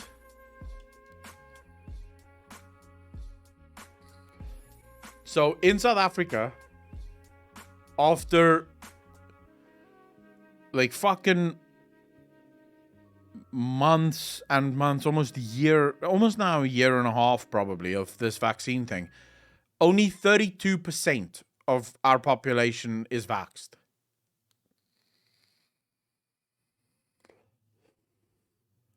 They first came out. Energy crisis, the new COVID news in Europe. Okay, well, in South Africa, the energy crisis is nothing new. Like whenever they announce, oh my God, guys, load shedding, most South Africans are like, oh my God, thank fuck, back to the new normal. It was starting to go too good here. Like South Africa is literally the only country where you start to feel stressed when it goes well. Like if the country's been on like a winning streak for a while, people start to feel really uncomfortable. Like you can see it. People just don't know what to do with themselves when it goes really well. Like as soon as the first crisis hits, most South Africans are like, I still live in Africa. It's good to know. All right, let's go, boys. Energy crisis because global warming is more important than insulin in the fridge or the elderly. Wait, how's the energy crisis because of global warming though? Lone Courier. I don't understand that.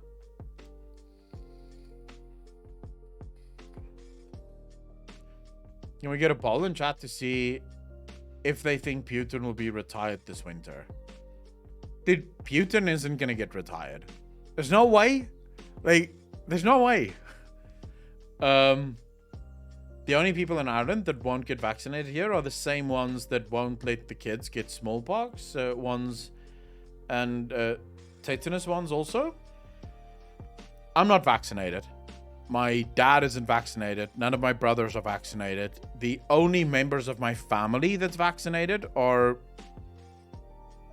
on my mother's side. Yeah, they're the only ones that got vaccinated. And it was actually, this was funny, dude. I actually fucking laughed my ass off. So, I had COVID 3 times. My brother had COVID twice. I think all of my brothers had it at least once, okay? My dad had COVID because he's a medical doctor. So, he had COVID twice. Yeah, he had COVID twice. And my uncle had COVID twice on my mother's side. So when the vaccines came out, he was like one of the first people to say, fuck it, I'm getting the vaccine, I'm done. Because he got really ill on that shit. Like not death near ill, but like really ill. And it was like, I'm gonna get the vaccine because fuck this. He got his vaccines, right? And about a month later, he got COVID again. I literally just texted him and I was like, how's that vaccine working out for you? Because he got really ill the 3rd time as well. So he was pretty fucking salty when he got it again. This was before they sort of changed the rules of vaccines to say, well, actually, no, it doesn't make you immune. It just sort of makes you not get that ill. My sister in SA has had COVID 4 times, poor woman. I've had it 3 times. The first time was the worst. The other 2 times was like, 2 or 3 days that I felt really ill, and then after that I felt just like kind of fluish mostly. The first time was fucking miserable. Like I was on my back for like a week, but since then it's been like all good. Put all the frackers out of work with the COVID restrictions, then they retrained, and now they want them back. They're saying no. I don't know who the fuck is to blame for all this shit. I can't know, because at the end of the day, I think everyone was just trying to do the best with whatever information they had. I don't know if there was malice. I don't know if people really tried to fuck people over during COVID. I think it's always easy to look back, because hindsight is 2020, right? So it's easy now to look back and say, oh my God, you guys fucked this COVID thing. Shutting down the world economy, of course that was going to be bad. You know, doing this, doing that, of course that's going to be bad. But at the time, no one knew what the fuck to do. Right? At the time, no one had any answers. Everyone was just trying to fucking figure shit out. And I think a lot of people made a lot of mistakes. And I do, where I do blame them is once it became obvious that the things that we were doing was a mistake, a lot of governments around the world sort of doubled down on the mistake. Like, even though it kind of, like, very early, you know, it was proven that masks don't really work. Like, we knew that masks don't work. My dad, who's a medical doctor, the second they came out and they were like, oh yeah, everyone should wear a mask, my dad was like, these masks aren't going to do shit. Because he's a medical doctor. He doesn't use the mask. Even with these normal patients, when patients come in with like flu and shit, he doesn't wear a mask because he knows that shit's not going to stop crap. It's not what they're designed for. If he has a patient that has like a serious disease, he'll get an N95 mask, which no one fucking had anyway, so it didn't matter. So it was just sort of like, and governments just stuck with that shit. No, you'll wear the mask. Even though we knew it didn't work. It wasn't going to stop the spread. It wasn't going to do jack shit. I think the funniest thing to me, though, firstly, they said themselves that masks didn't work.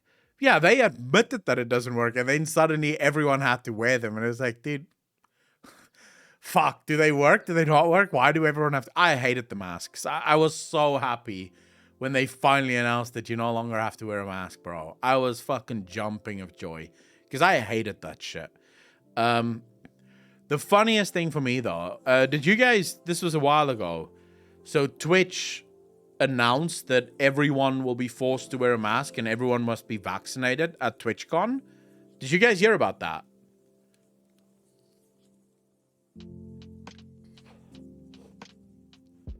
Dumbing down is where more of the malice came in. As some activists say, never let a crisis go to waste. Pretty much, yeah. Protect you, it helps stop from spreading it. At least so the N95 ones, Minowar, will actually help you not getting it either, because those things are designed to stop that shit. But the ordinary masks do not stop the spread, nor does it stop you from contracting it. It just doesn't work. It doesn't do shit. It just makes you feel safe, even though, you know, it's like basically standing behind a fence, like a metal fence with holes in it, while someone is shooting at you. The metal fence may make you feel safe, but you're not actually safe. Well, you have something in front of one of your largest orifices. Mads, the problem with the thing that you're referring to is it is a lot smaller than the holes in the mask. This is why only the N95 masks work for it, because those things are designed to stop it with layers and layers of protection. The normal mask that you're referring to, the holes in the mask are much bigger than the virus that's trying to get through it. So, I mean, they've done the tests now, at least. We've seen the studies. They don't see any, like, significant lowering of contraction, whether you are masked or not masked. It's the same shit. But you're making it sound like the virus is hitting the holes every single time? Well, dude, it wouldn't really matter. Like, you have a million fucking viruses trying to get through, whether it's 500,000 that gets through or whether it's 100,000 that gets through, chances are you're going to fucking get it if it gets through. Because it's not stopping all of them. It's not even stopping the majority of them. So even if it does, let's say it stops 20% of all the viruses coming through, they're still coming through. Now, I can see a world in which you say masks will probably protect you if you're literally walking past someone that has COVID.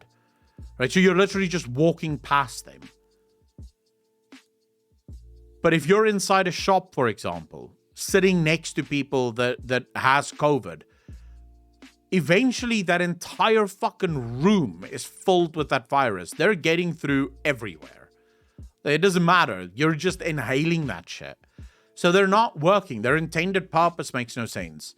Plus, okay, so let's talk about inefficiency. People were forced to wear masks even outside. At least in South Africa. Even outside, you were supposed to wear your mask. There has not been a single case of COVID being caught out in the open. Not a single person has been infected since the start of COVID from someone standing outside. It's just the virus doesn't have time to actually grow and increase in the air because it's outside, so the virus just gets completely fucked outside. No one's ever been infected, and yet people had to mask up because you were in public. If you were sitting in a restaurant, even though it's outside, mask up, bro, because I don't know. And this is how you know that this is bullshit. This is how you fucking know that it's bullshit. I know you had to do this in America because you had to do this in South Africa, and South Africa got their shit from America. You have to wear your mask whilst you're walking in the restaurant to your table. Then when you get to your table, you're allowed to remove your mask and sit at your table.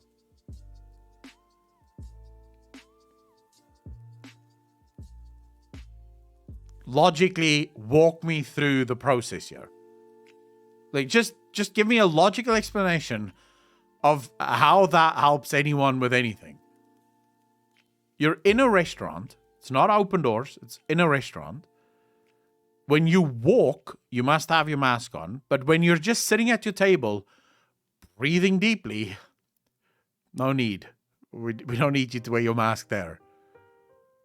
Well, is the virus staying around your table somehow? Like, does the virus know that it should stick to the table? It's not allowed to leave and go to other people's tables. It wasn't invited. It's like, dude, this makes no fucking sense. These laws are senseless. Either you have to eat with your mask on, which is going to be tough, but, you know, or no masks, because clearly we can't even agree on how exactly this is supposed to fucking function.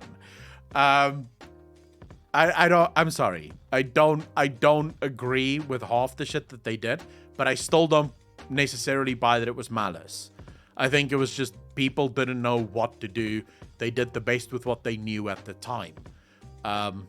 Some people fucked up after that. Like I said, my government, even when America, like, even the Democrats said, okay, fuck masks, right? Because the Republicans were sort of very quick to say fuck masks. Even the Democrats went fuck masks. Most countries in the world said fuck masks. My country went, we'll wait for the science. So we had masks for like a few months still before my government finally went, okay, never mind. Fuck the mask. You guys can just live your life. At least not make the restaurant owners go broke. If they would have told people that they can go wear no masks, I believe it would have went even worse. I wouldn't agree with that. If South African shops were actually allowed to do this, I would only support shops that said, don't worry about a mask, you can just fucking live your life. As a general rule for myself. If businesses in my country had the option of deciding for themselves and allowing people to choose for themselves, and there were businesses that had big signs that said, look, your safety is your concern. If you want to wear the mask, wear the mask. If you don't want to wear the mask, don't wear the mask. I would only support the shops that said, hey, your safety is your fucking business. You protect yourself. That's not our job. I'd be like, yeah, sure, I like that. I'm going to those shops. And any shop that said mandatory masks would never fucking see my business ever again. That's just me. Now, other people might be different. And it's not because I think it's a hoax. I had COVID. I know it's not. It's not because I think anyone was lying. I just happen to think that your health is your responsibility. I don't care about anyone else taking responsibility for their own health, but I don't want anyone to take responsibility for my health. It's my health. I'll fucking be responsible for it. Go suck a dick. No one gave you the right to decide on my behalf what I should be doing. SPB, thanks for the prime sub, dude. Really appreciate that. Welcome to the channel. Thank you. I don't really care if people get sick anymore. At this point, it's your fault. Of a true demos, Kratio? What do you mean? The problem is trying to balance safety with also allowing people to go to work and shopping, as to not crash the economy. Obviously, in a perfect world, we would have just shut down entirely and kept people at home for a month and let the virus die out from lacking of spreading. Just not possible. So the next best step is to try and make Mads. The very notion that you can outweight a virus is folly. You want to know what the right way was to deal with COVID? Just keep living your life. That was the right way.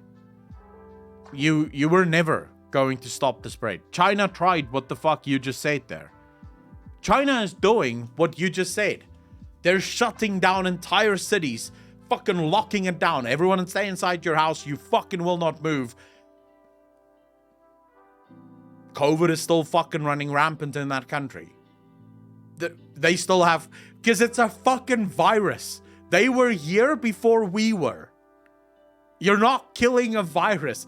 If it was possible to kill a virus, we would no longer have the flu or the common cold. We would have solved these issues if we knew how. The fact is, it can't be fucking stopped. So the right way to have dealt with COVID, in my opinion, if I was in charge, obviously hindsight being 2020, I'm not in charge, and it's a fucking good thing I'm not, because I probably would have caused a lot of other fucking bullshit in that process, because I'm not the smartest cookie in the fucking cupboard, right? But the way that I would have dealt with it is quite simple. Let everyone live their fucking lives. Take care of your own health. It's your job. And then, when the signs finally started coming in and we realized that, okay, wait a second, this disease is seriously bad for old people. Like, we already know this. The data supports this. If you're under the age of 70, your chance of dying from COVID is fucking minuscule. It's like seriously low. But if you're over the age of 70, it goes incrementally higher, exponentially higher. And if you're quite old, there's a very good chance that you're going to fucking die of this. So I would give those old people the data that they need in order to keep themselves safe. Because at the end of the day, and I want to be very clear on this, it is your job to keep yourself safe. It is not the government's job. It is not some elected official's job. It is your job. You keep you safe. And look, if you don't want to go to the shops because you don't trust it, because you don't want to get ill, then you'll order online. You will not go to the shops because you don't trust that those shops are safe. You don't know the people there. You don't know who's got COVID and who doesn't. So you'll order everything online and you'll fucking disinfect everything like all of us. And don't fucking lie, we all did this at the start of COVID. I remember going over all of my packages and fucking spraying that shit with disinfectant because I was also super afraid of this virus.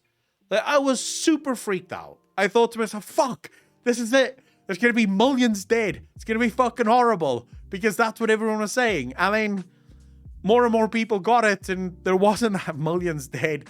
It wasn't until much later that we finally crossed 1 million people dead worldwide, which is sad. 1 million people dead worldwide is sad. But if you look at the world population, it's barely a fucking drop in the bucket of the entirety of people. Which I also kind of blame the media for, gotta be honest.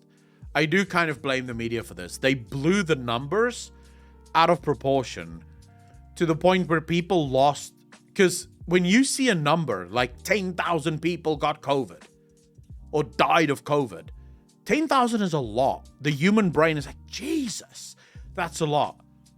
But if you put 10,000 people in a population of 340 million people, it's nothing. It's very little. And the media never actually framed things in a way that people could make sense of those numbers, that people could look at those numbers and be like, it's sad that 10,000 people died, but considering how many people we have, it's an insignificant number of people. I don't have to be deathly afraid of this virus. And I'm not saying that we should not care about the people that died. Not at all.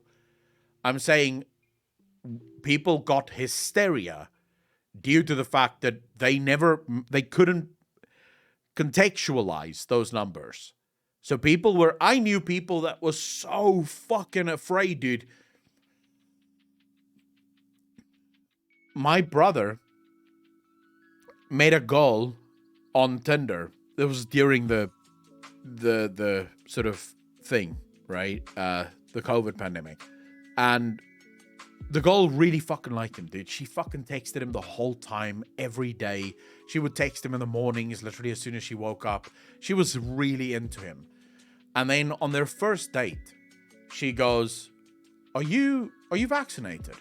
And he's like, no. Dude, she literally recoiled from the table, got up and left, literally hand over her mouth. Just fucking, and that was the first time he sort of realized, whoa, that's a thing? Like, what the fuck? It was like, oh my God, you're gonna kill me sort of reaction to this. And even now, you still see people on Tinder going, don't speak to me if you're not vaccinated, which makes it so easy to just avoid the crazy people. But they also took precautions to prevent it. It's not like NZ avoided COVID simply from being an island. Mads, New Zealand literally avoided it simply because of being an island. Even if they didn't take precautions, they would have avoided it for the most part. They're a fucking island. The world was shut down. No one could travel. So even if New Zealand had no rules whatsoever, they would most likely have avoided it. For the most part, it's easier to defend an island than it is to defend a mainland, right? Or a place that's at least very easily accessible.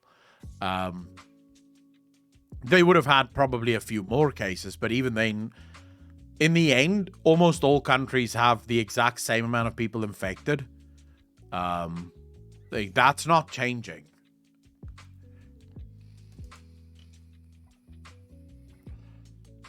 I mean, I don't want to judge anyone.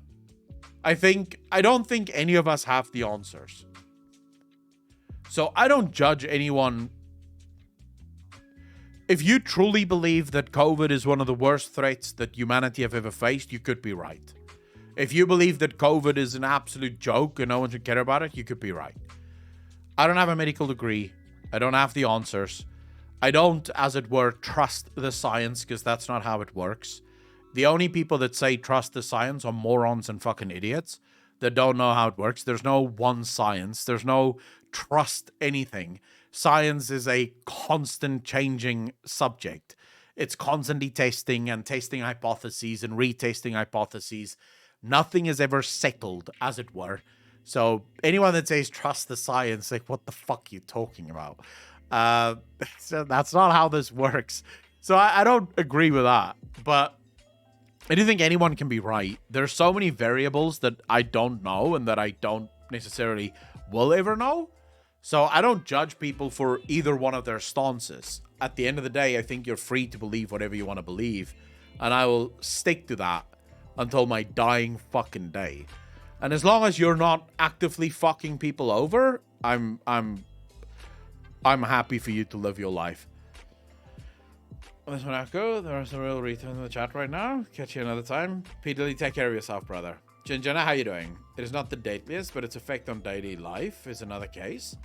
Is its effect the case, Jinjana, or was it the reaction that caused daily life to really get fucked? Because I hear people, for example, going, yeah, the pandemic is causing a global recession. And I'm like, no, it's not. The pandemic didn't cause a global recession. The reaction of politicians to the pandemic is causing a global recession. The virus didn't infect the financial system. Now, I'm not saying that the politicians were wrong for reacting the way that they did, but we should at least place blame where it should be placed. It's not the virus. This is not a computer virus that wiped out a bunch of fucking zeros on the world balance sheets. This is a human virus, and humans reacted in a way that is causing a recession. Humans reacted in a way that stopped people from being able to live their daily lives. It's not the virus that did that. The virus is a virus like all other viruses. Viruses exist and viruses come and go. It's natural. And I realize a lot of fucking people on the left is getting super annoyed right now because making arguments is hard. And listening to anyone you don't agree with is super fucking difficult. And the only reason I can see that is as I'm talking, I have on my screen here the number of followers that I have. And I can see that number going down, which is always sad to me. Not because the number goes down. I couldn't give two fucks. If you can't listen to people you don't agree with, I don't want you here. It's sad to me because if you are so weak that you can't listen to someone you disagree with and make an argument to try and change their mind,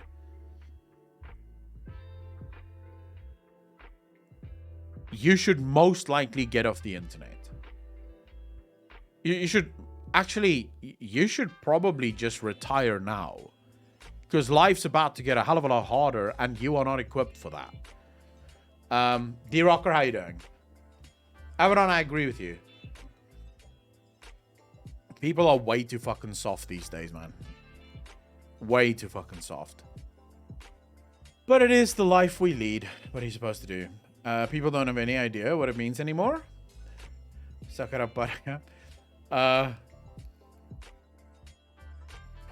Everyone is too sensitive nowadays. And I don't mean sensitive in the way of you're sensitive to other people suffering or anything. I mean sensitive as in, as soon as you say something that I find triggering, I lose my shit. Right? I can't have a normal conversation. And also, the list of things that you are not allowed to say to me seems to be growing every single fucking year. It's astonishing to me. Well, actually, it's now almost every week. Like, every single week, there's new things that you're not allowed to talk about or say or do or even think about because you might upset someone somewhere. And some of these things is a little strange to me. I'm not going to lie. There's things that just 5 years ago, we all agreed on. Like, these were things that we considered to be common knowledge. And nowadays, you're just not allowed to talk about it. Which is super strange to me.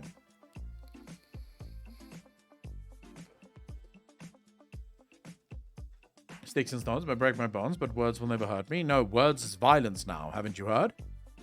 Like, how dare you say that, Mental Fan? I feel personally fucking attacked, you bastard. Words are violence now, my brother. I heard it somewhere. Words can scar people for life, though. Grofile, to some extent, but only usually from people that you hold in high enough regard for it to actually matter. So, for example, when a random fuck, right, comes into this channel and says, oh my god, you're so fat, dude, that has zero effect on me. Zero. It wouldn't hurt me. Like, nothing anyone in this chat can say is gonna hurt me. Because I don't put a lot of stock in the opinions of random people on the internet. It doesn't affect me. What would affect me is if a member of my family or someone that I truly cared for or someone that I truly respected said something to me that I didn't expect or that I didn't believe about myself. That would hurt, right? That would fucking hurt. But just a random cunt on the internet saying something, good luck. I will most likely just laugh at it or ignore it. I would laugh if it's funny. I would ignore it if, you know, it doesn't even matter.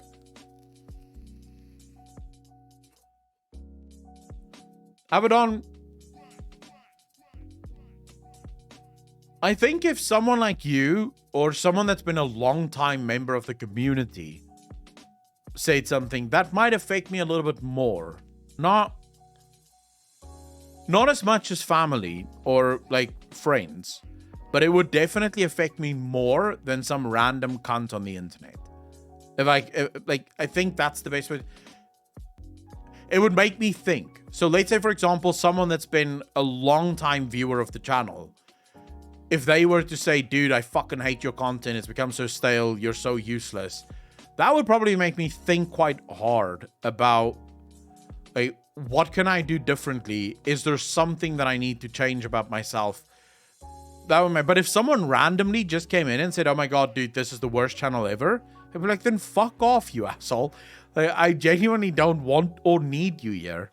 So good fucking luck, you know? I would respect you, Avedon, if you change the V to B. All right. So why the V, not a B? By the way, I like our Imperium Tau banter, so I send you a Lieutenant 09 vid on the Tau. Growth, I'll definitely be watching that. I want to learn more about the Tau.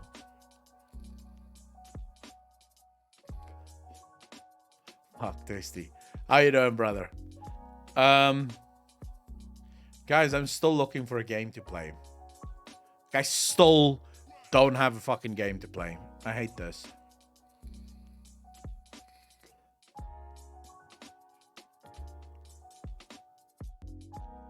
You guys with your fucking Tavern Master. Thralls Papa, how you doing? You changed your name to Papa? I still have to play God of War. You gifted me God of War and I still haven't played it. I still have to. Graveyard Keeper. You guys are weird. You guys are fucking weird. Communist Donkey and Sarcastic Drunken Skull gameplay? What the hell is that, Avedon? It's late, I would recommend that. What the hell is Communist Donkey and Sarcastic Drunken Skull? Oh, Graveyard Keeper. Dude, I don't know shit about... What game is that?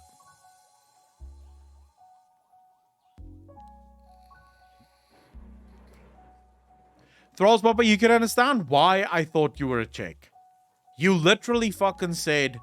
your name was literally Thrall's Mama.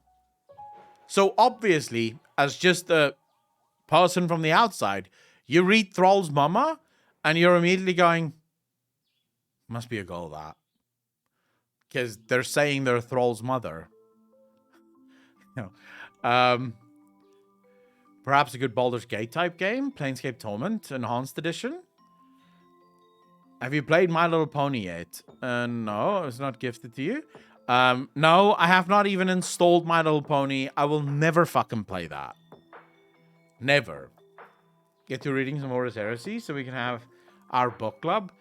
Mads, I just started reading this and now you want me to skip immediately to fucking Horus Heresy? No. We're reading the Dark Imperium first. And then when I finished all of the Dark Imperium things, I will move to Horus Heresy. But I have to first read the Dark Imperium stuff. This book's got me feeling all manner of things. I made a twink in Manila WoW WSG called My Little Pony. You made a twink. Oh my god, dude. I rate that completely different to how you fucking meant it. Because as far as I know, some gay guys call themselves twinks. And that's legit what I thought you just said. You made a twink as in a gay guy that called himself My Little Pony. And I was like, how's that a gay reference or even a sexual reference? I'm not entirely following the conversation here. Like, why is it important for us to know that this was a twink? because the name doesn't seem to connect with what the fuck a twink is in any way, shape, or form. So this was a weird fucking journey for me. Speaking of gay, has anyone seen the Warlock? Go fuck yourself, Lord. How dare you say that? Why must it only be gay people that approve of the fucking male succubus? Or incubi, as they're called. Can us straight guys not appreciate the fact that there's more Warlock demon forms now? Is it only gay guys that get to appreciate that? Like, sure, we appreciate the succubus more, but the incubus is still fucking cool looking. Random guy comes up to him on the beach, asks about his Warhammer book, and then oils him up and rides him raw. Confirmed. Dude, that will never fucking happen. Wrong with that, but the look or appearance. Yeah, I'm sure, like, gay guys will appreciate the incubus more than straight guys will.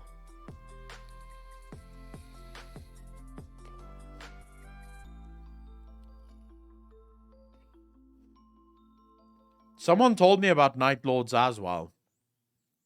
Someone wanted me to react to Night Lords, actually. I don't know where that video is, though. Which fucking video?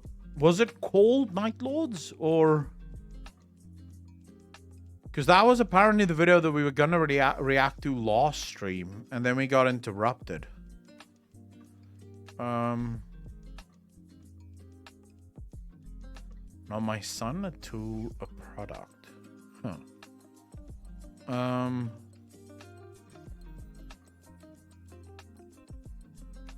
Dude, this thing is gonna be so far down though.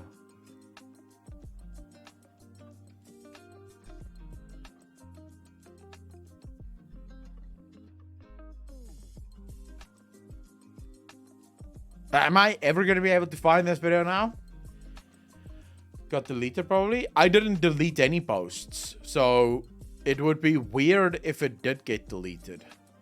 I haven't deleted. I've only removed 2 videos so far on the subreddit, and it was videos that got repeated. And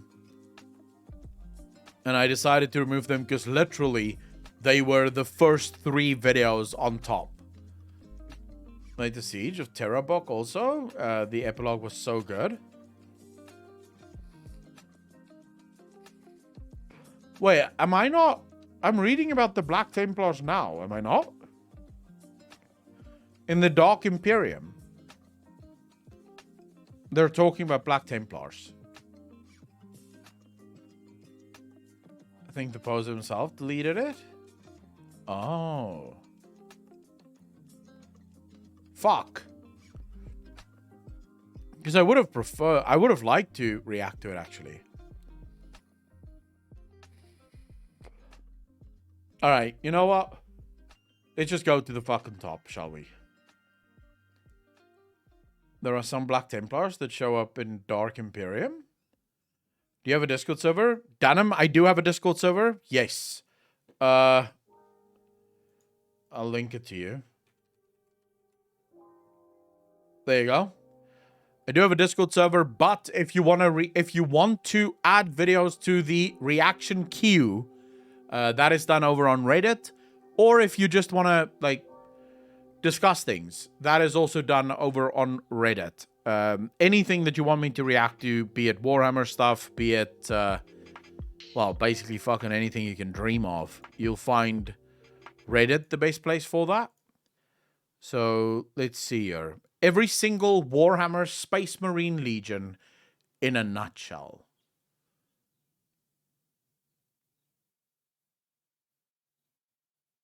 People love the Bricky video. This video got so many fucking... It was posted 3 times on the channel. 3 times on the Reddit. And all 3 of them were top voted. So it seems like people really wanted this video.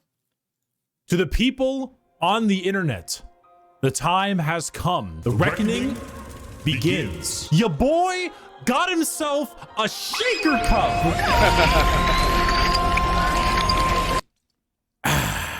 After many, many months of shilling gamer subs like mad, my favorite thing to do, we have ourselves a goddamn shaker cup. It's here, the official Bricky Waifu Shaker Cup. Do you see the gal? Dude, why is it that every single fucking Warhammer content creator, except for Luton, from what I can tell, does the whole semi-porn-esque waifu things? Major Kill does the exact same thing. His fucking Patreon is just filled with filth, effectively. Why? Are you guys really that fucking hung up on sex? Are there just so few fucking females in the Warhammer universe that you're not getting laid or some shit?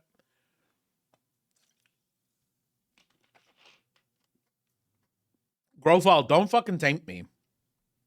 I would actually do it. Although I think I would lose a lot of sort of people who support me on Patreon right now, but I would actually pay an artist to make me some Warhammer Rule 34 stuff for Patreon. I have no problem with that, dude. You'd get fucking mad money. I would pay, let's say you pay an artist $50. You'd probably make that $50 back in like no fucking time, right? So in the Warhammer universe, I haven't made one yet. Grofile, I think you're lying. I think you're fucking lying. They can dream, leave them alone. You can't sex and paint minis at the same time. Dude, you can absolutely get your dick sucked and paint minis at the same time. What are you talking about? You can get your dick sucked and do literally anything at the same time.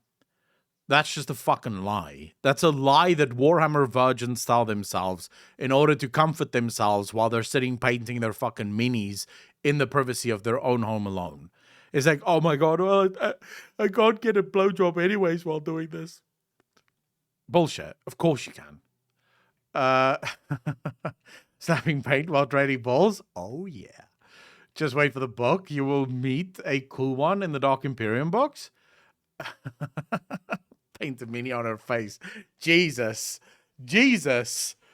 All right, let's see this. On here, if it's not great at focusing, I'm sure there'll be a thing in the background. Skater, put a thing in the background. Long white hair, absolutely. A bit more toned, abs, obviously. Bikini, hit it. Legally distinct mark on the face, of course. She wants you to do the diddle thing, maybe, but most likely to serve in a glorious army. Legally distinct, I think so. The Bricky Shaker Cup is available now, and you should get it while it is hot. But if you're thinking, Bricky, what should I put in this? Well, how about my top 10 favorite gamer subs flavors? From number 1.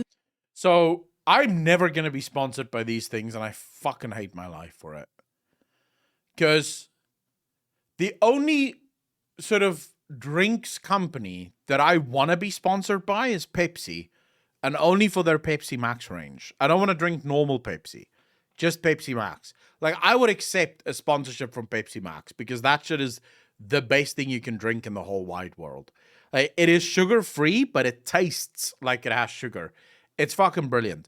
Whereas if any, like Gamer Fuel or any of those guys came to me, I've had Gamer Fuel once and it tasted like dog shit. It was just a miserable taste. Why would anyone drink that? It's like whenever people take Monster sponsorships or Red Bull sponsorships, they're fucking rancid. Like, energy drinks taste horrible. I don't know why people drink them. I think it's because they're addicted. I can't be sure, but I think it's because they're addicted. Because it doesn't taste good. To number 10, all of them incredible but listed regardless, and an addendum for those that are caffeine free. This shaker cup is available now in the description of this video. You may use code Bricky as well at checkout to get a discount on your order. A massive amount of profits goes to yours truly, and a huge thank you to GamerSubs for sponsoring and for getting me this beautiful, beautiful cup. Go out there and get it. I'm going to take one more. Domok, wait. if you're getting chest pains from the amount of fucking energy drinks you're drinking, please fucking stop. Step away from the fucking can, bro. Your heart is trying to tell you that things are not going well. Like, just step the fuck away for a minute and take a deep breath. Maybe give your heart a little bit of time to recoup. It's not healthy. Like, genuinely speaking, especially, I fucking hate it because, especially for gamers, gamers are notorious for sitting for long periods of time doing absolutely nothing. You're selling them gamer fuel. You're selling them an energy drink that's supposed to give them energy for what? For what? Energy for what? What the fuck are you using or expending that energy on? You're sitting there doing nothing. If you're getting tired from doing nothing, you should hit the gym. Something might be fucking wrong. You don't need, like, energy drinks to sit and play video games. But aim and CSGO, obviously. Sorry, I forgot. It does actually make you a better gamer. Near you, how you doing? Thanks for the follow. Really appreciate that. I don't know how to pronounce your name, but I hope that was decent enough. Why need energy? For flexing in Ouroboros? I get high and play video games. I don't like getting high either. I don't like smoking weed. I don't like drinking energy drinks. I don't like sugary drinks either. I drink either coffee with no sugar in it, and before you fucking start anything with me, Save and Raven, for the last month and a half, I have actually been drinking what you would refer to as proper coffee. And I will say, honestly, there's no real difference in fucking taste. They both taste like coffee to me. But I have a plunger now. Like normal coffee, plunger bullshit. So that is happening. It just, the thing that I hate most about it is it takes longer for me to fucking make coffee now. And it doesn't taste as good as the time that it takes for me to actually make the coffee. But I like my coffee and I like my Pepsi Max. If you give me Pepsi Max and coffee, I am good to fucking go, boy. I can play games all day long if I need to. Sit for the camera, slow it down, throw some sexy music in there, and I'll see you guys soon. You don't soon. like coffee, Digit? Digit, get the fuck out of here. How can you not like coffee? By the way, Digit, how you doing, brother? I hope you're doing well. I hope that shit with your family is going down a bit better. Some like tea over coffee. Yeah, we call those pussies. Dude, you can't like tea over coffee. There's no fucking way. There's no, like coffee, it's so silky. It's so smooth. It's got that slight bitterness. Just a little bit of bitterness, you know, just to sort of lead you into your day. Because you know your day's going to fucking blow. So the last thing you need is like tea. It's weak. It's pussy-like. It just doesn't work well. Whereas coffee prepares you for the day ahead. You know your day's going to be a little bit sour and bitter. So you have that first sip of coffee and like, oh, okay, this is preparing me nicely. I'm fucking ready to do this. I need my coffee in the morning, specifically these days. So every day after gym, I stop at the beach and then I have a cup of coffee on the beach. And now is like the perfect time for it because 6:15, the sun is just coming up.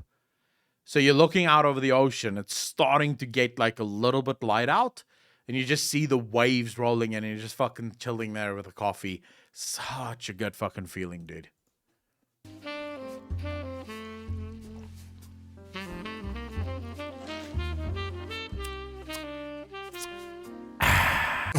Hello everybody, my name is Berkey, currently stuck in the walls of the most prodigious school in the Imperium by punishment for falling asleep during class.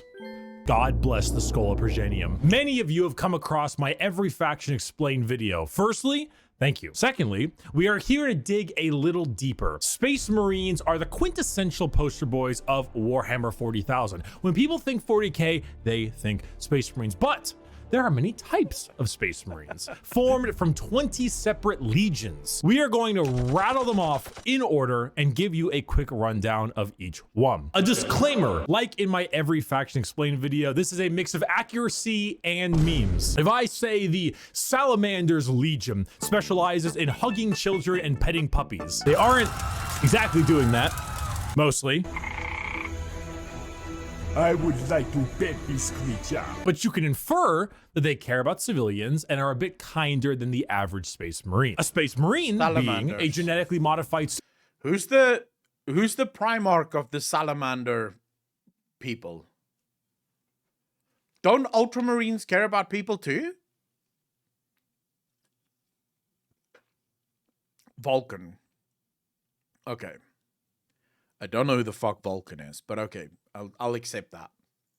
Super soldier that's had 1 million new and terrifying organs shoved into them, refrigerators strapped to their bodies, and are so far above the average human that they are referred to as demigods instead. Each Space Marine has a father, unlike you, a Primarch, which is basically an even bigger Space Marine that was... Oh, shit. Oh my god, dude, that was that fucking cold out, bro.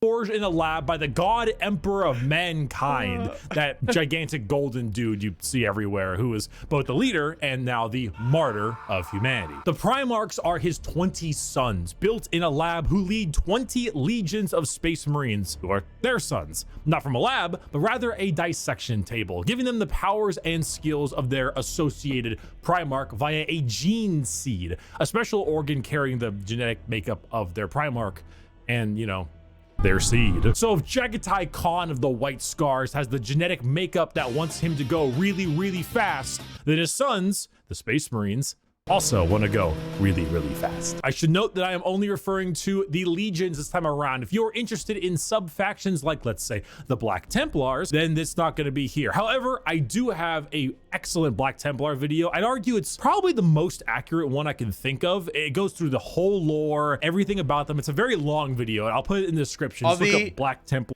Are the Black Templars part of the Imperium or part of the Chaos? I need to check out the successor chapters at some point. To be honest, I think I'm a nerd on how most of the Warhammer looks. Are they part of the Imperium? Ah, okay. All right, okay. That's good to know. I can't wait to fucking get there. I do have a question, though. Is Fulgrim still alive in the 40k universe?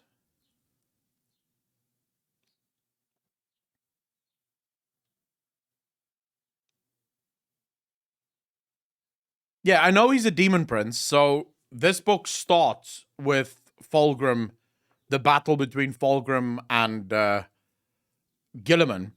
The reason I ask is, so Abaddon is doing what he's doing because he believes that humanity's salvation lies with what he's doing. Horus did what he did because he believed that he could use chaos against chaos and save humanity, but that the Emperor was the problem. Fulgrim, though, at least in this book, so in the Dark Imperium, Fulgrim speaks to Guilliman, and Fulgrim's like, I've been made perfect in the image of Slanesh, and Slanesh wishes to set humanity free, and it almost feels like he wants humanity to serve chaos. He doesn't really seem to give much of a fuck about humanity in general, though. So unlike Horus and Abaddon that loved humanity and wanted to save humanity from chaos, effectively, Fulgrim doesn't seem to be the same. The sick fuck in the current time? Yeah, that I did fucking gather. Mythhammer, thanks for the follow. Really appreciate that. Welcome to the stream. Thank you, bro. It's becoming Revisa, Fulgrim. Most of the demon Primarchs have fallen fully to chaos for sure. Horus wasn't turned into a demon, nor is Abaddon. Yeah, so he's got a snake body and 4 arms that creates blades and stuff. It's really cool, but at the same time, it's wild. It is just absolutely fucking wild. Our video in the description. You'll get what you need. And now, with the easy explanation out of the way, let us begin with our first legion. Happy to have you here. Dark Angels. Allegiance, loyal. Primarch Lion L. Wait, Johnson. why is he shaking his head? Are they not loyal? Dark Angels. The Black Templars, then it's not going to be here. However, I do have a excellent Black Templar video. I'd argue it's probably the most accurate one I can think of. It goes through the whole lore, everything about them. It's a very long video, and I'll put it in the description. Just look up Black Templar video in the description. Dude, they look cool as shit. And now, with the easy explanation out of the way, let us begin with our first Legion. When knights of the round table, we dance when we're able. Dark Angels. Allegiance, loyal. Primarch Lion L. Johnson, a duelist, a knight, a real asshole, I'm not gonna lie. The single word descriptor, paranoid. The Dark Angels are our first legion, hailing from the death world known as Caliban. Their Primarch, Lion L. Johnson, is what happens when you try to make the side profile Chad meme into a genuine character. He is a master tier duelist, a brilliant strategist, and an overall dick. There are few situations he isn't prepared for, and few fights he isn't ready to lead head on. This makes the Dark Angels have a very— Who's more strategy minded, Johnson or Gilliman? Because Gilliman's whole thing, even in this book, they make it very clear he has the ability to process so much information so fucking quickly that he comes up with incredible fucking strategies almost on the fly, with his one weakness, according to the book, being sort of emotions. So he can get quite emotional, which can then lead to failures, or like where he actually ends up losing because he got too emotional. It's more bureaucratic, civilization focused, I'd say. All right.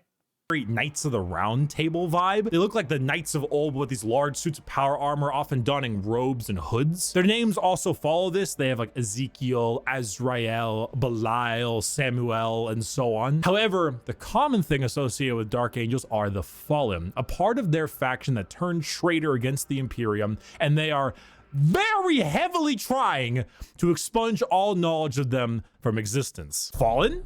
What Fallen? Never heard of any Fallen. Why? Do you know about the Fallen? We're gonna take you away and mind probe you to make sure you have never heard of the Fallen. They definitely don't exist, and if they do exist, which they don't, we will find them even though they don't exist. They love their interrogations. They thrive in it. Lion L. Johnson is a scorched earth policy sometimes, and it's given to his sons in force, which makes sense considering that when the Lion heard of a Chaos Primarch on the homeworld, different Primarch, whose mom was there, he was like,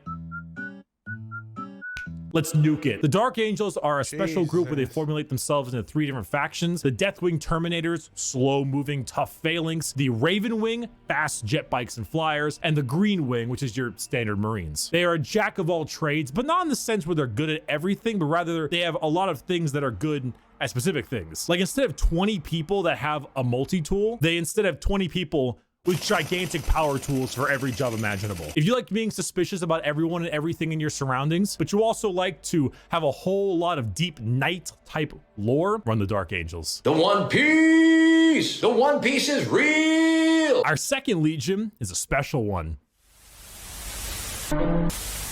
Wait, I'm not. So, I'm gonna have to. You guys have to start suggesting some videos about the Johnson guys, the green guys. What are they called again? Fuck, I can't remember what he called them. What were they just called? The guys that he just fucking covered? The Dark Angels. Yeah. Sorry. So you guys have to start suggesting some videos about the Dark Angels, because I have a couple of questions that I won't ask you to answer, but I will ask them nonetheless. How did half of the chapter fall? Did the Primarch fall too? Because in a lot of the other chapters where some stayed loyal and some fell, it was because the Primarch fell and not all of the members of the Legion left with him. Whereas this one seems like the Primarch didn't fall. The Primarch is also still loyal, but some of his fucking fallen just decided to go their own way. The Dark Angel, in terms of aesthetics, are the closest ones to the Grey Knights. I'm not entirely sure. Was a wank and jealous? Second Legion, alright? you can see, the numbers all go to... Okay, what the fuck? Why is he skipping over the second legion? I know the Emperor's children. This is Fulgrim's people. And he was one of the most celebrated children of the Emperor. And then, yeah, just got, like, completely fucking weird. 11. The Emperor's children. Allegiance, traitor. Primarch, Fulgrim, a perfectionist, an artist, a sneaky snaky snake. And the single word descriptor, perfection. The Emperor's children are all about the pursuit of perfection. Perfection in all they do. Perfection in war, in artistry, and perfection in every other aspect. Oh, yeah. It's the 2nd and the 11th that's removed. Or is it 2nd and 9? No, 2nd and 11, correct? Oh, Mythhammer. I have no idea. I just bought it. I asked them for a vape, and they gave me a vape, and this is what they gave me. This is called a Thelema or Thelema. Lost vape Thelema. I don't know. I don't care much for vaping. I just do it because why not? Yeah, I'm not like into the vape thing. I just vape because I don't want to smoke. So I have a theory. Do you guys want to hear it? About what happened to the 2nd and the 11th chapters. It's just a theory, and most likely someone somewhere in the community have thought about it before. But it's a theory that got inspired by something that Gilliman said in the first chapter of the Dark Imperium. So Gilliman, in the first chapter, let me just quickly find this. I want to see if I can find this for you guys.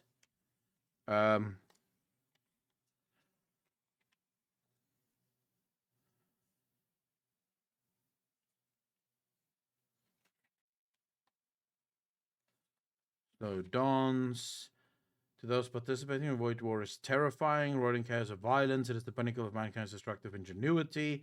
Yet what is the void is timeless. We get him remained loyal to Terra. His ship was sternly decorated in gold, so much so that it rivaled Fulgrim's vessel. The pride of the Emperor's ability to meet out destruction remained undiminished. Space between was deadly thicker than lance beams. For all of our strategical genius, the loyalists had been outmaneuvered and caught. Their pursuit on board the Gauntlet of Pharaoh, 100 of Ultramar's finest warriors waited on teleport blocks surrounded by ammunition trains, rumbled across the deck, smartly uniformed. Armor with wax. The ship shook violently. Alarms blared. Lumen spat sparks. Shields down on the pride of the Emperor. Prepare for the assault. Thiel gazed back, unable to take his eyes off the face of his Genesire. Thiel was a good warrior. Tested in battle many times. F for Thiel. I think Thiel is one of the ones that fell. There's no many original legions left. We depart immediately, he said. The avenging sons of Andos. Too much blood has been shed. Now my warriors, let us show the brother consequences. We march. Macrock, they bellowed, the combined voices, got him inspector God. That they formed a protective shield all around him, axes ready for combat teleport. To his men, Gilliman was an infallible leader, his ability supernatural, even the rational Ultramarines who believed the Emperor of Mankind to be a man and not a god, and likewise his Primarch's sons, a sense of near-religious awe had crept into their attitude towards him and had become more pronounced since the last days of the heresy, but Robert Gilliman was not infallible. He knew this course of action. I'm looking for a specific sentence. That's why it's taking so fucking long, guys. Currently, withdrawal was impossible. If the Gauntlet Bar broke off from the fight, then the Pride of the Emperor would inflict massive damage upon the battle barge. Fulgrim would then most likely attempt a boarding assault of his own once the defense is shared. The Primarch's powerful mind had been examined for the flagship and the others spending the lives of the other men. Gilliman, he could not ignore the opportunity today. Gilliman had come to the conclusion that by the time it was a risk that Fulgrim had dropped his ship's shields. Good Gilliman's own plans of the boarding task manager. Given by the Emperor, his warriors. Make ready, we go to war, he called. At his signal, the machines in the teleport deck hummed into life. Giant actions. They glowed with a painful light as they shone brighter wisp of... Wait, where is that bit? At his signal, the machines in the teleport deck hummed into life. Giant reaction columns crackled with power, feeding, focusing rays. They glowed with painful light as they shone brighter. Wisps of corpuscent corpuscent were leached from initiation prongs and fed into containment where it twisted as if alive. So many of my brothers are dead, fallen to chaos or lost, thought Gilliman. We assumed we were immortal, we are not. My time must come, but not today, not at the hands of Fulgrim. The arcane machineries of teleportation whooped and hummed, the deck vibrating with their activity, and built to a crescendo. A booming crack and flash of actinic light whited out to the teleport desk. Suppressant vapors gushed from the tubes from the antivenom. None came signals, strobes, red light, sounds, half-formed screams, atmospheric vents drew smoke away, revealing empty pads. Adepts consulted vid screens. Rabarni's warriors were aboard the Pride of the Emperor. Here it is. There was always a moment of enlightenment for Gilliman during teleportation, when he hung in a state that was neither life nor death. In those moments, when his soul straddled two worlds, he knew himself for what he truly was. Not a being of matter alone, but a creature of both realities. In those moments, he was convinced, no, he knew, that he was spun from warp stuff and matter both. So when he said that line, that really got me fucking thinking. That really blew my mind when he said that. Like when in that moment of teleportation, when he's between two worlds, he feels himself that he is of two worlds. So he's made of matter, like normal mortal, but then also something warp. So what if the 2nd and the 11th chapters, or the Primarchs, what if they were experiments that went wrong? So the Emperor tried to use more warp energy in order to create Primarchs that would be entirely immune to the void or to chaos. So by using more warp, he was hoping to create immune Primarchs. But every single time he tried that, like, there's a limit to how much you can put into the warp. And if you do, or how much warp you can use, if you use too much, you literally just create chaos minions or chaos marines. They just come out. That Primarch is just immediately fucking chaos because of too much warp. Is that possible? Or is there something in the lore that suggests no, that cannot happen? Lower grade chaos god souls. One theory is 2 and 11 kind of ended up expressing that more than the others.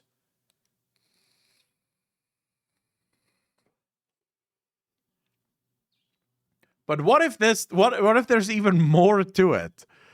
So I've been kind of writing my own fan fiction about Warhammer 40k, and my fan fiction uses the 11th as like the leader of the 11th, the Primarch there. So the theory is as follows. They were created using more warp, right? And this created what we would call pure chaos Primarchs. So they are not corrupted. They weren't corrupted. They were born into chaos. So basically, they would be the equivalent almost of chaos gods in that sense, of Slanesh, who also just got born inside chaos, as it were. So one of the more purer forms of it. But they still serve the Emperor. They only serve the Emperor from inside the warp.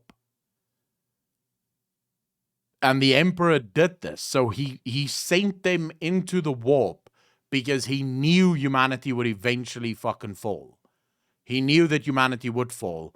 And this is why he sent them there. This is why when they did come out more corrupted and pure chaos entities, he sent them in there so that they can serve once humanity falls. Just sort of, I'm giving you guys the plot for my quote-unquote fan fiction kind of thing. There's a part in the lore where Dawn complains to Malkador about not remembering about the 2nd and 11th Legion anymore. Markador let him remember his memories about the 2nd and 11th, and Dawn agreed that that knowledge shouldn't be publicly known. So, sadly, I don't know anything yet about Malice. I only know Malice's name, and I know that Malice sort of hates the other 4 Chaos Gods and wants to kill them. Or at least wants to disrupt them as much as possible. So, my fan fiction that I've been writing has Malice actually as the Emperor's brother. Like, Malice was created by the same entities that created the Emperor. And that's why the Emperor hated the Chaos Gods, because the creators of the Emperor and Malice hates the Chaos Gods. So they're creating weapons to try and destroy the Chaos Gods. That's just in the fanfiction. I haven't finished that part yet. That's just sort of what I think I'll do, depending on what I learn about Malice. Aspect of life. Their armor is a gleaming pink, purple, and gold. Their ships have spires of gorgeous marble and gold statues in their honor. Fulgrim is a man who believes the pursuit of perfection is the goal of all things, and I mean, look at him! Can you truly tell me that he is not perfect? The hair, the features. As Primarchs go, he is the one you look at, and if 40k had a guy... Why does he look like a ghoul in this one, though? Is this like someone who made Fulgrim to be a ghoul?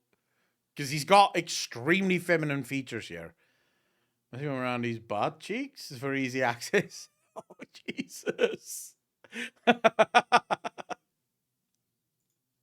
That would give you the best sex God. you've ever had and never call you back. This is the fucking guy. Which is why this pursuit of decadence led them to the evils of chaos. Yes, Emperor's Children are our first Chaos Legion, and not just a normal one. One devoted to, you guessed it, Slaanesh, the Prince of Pleasure, God of unspeakable excess. Yep. The Emperor's Children in their pursuit are now horrifyingly mutated beings through Slaanesh's great will. They torture and maim to feel perfection through pain. They screech and attack with sonic weaponry for perfection through sound. And they slaughter, aiming for perfection in war. Fulgrim himself lost the battle against Slaanesh as a demon sword corrupted his mind and transformed him into the sexy man he was, into the sexy snake he is now. A demon Primarch, corrupted and bringing his legion's will by himself. As far as Emperor's Children go, they are some bad people. They do horrible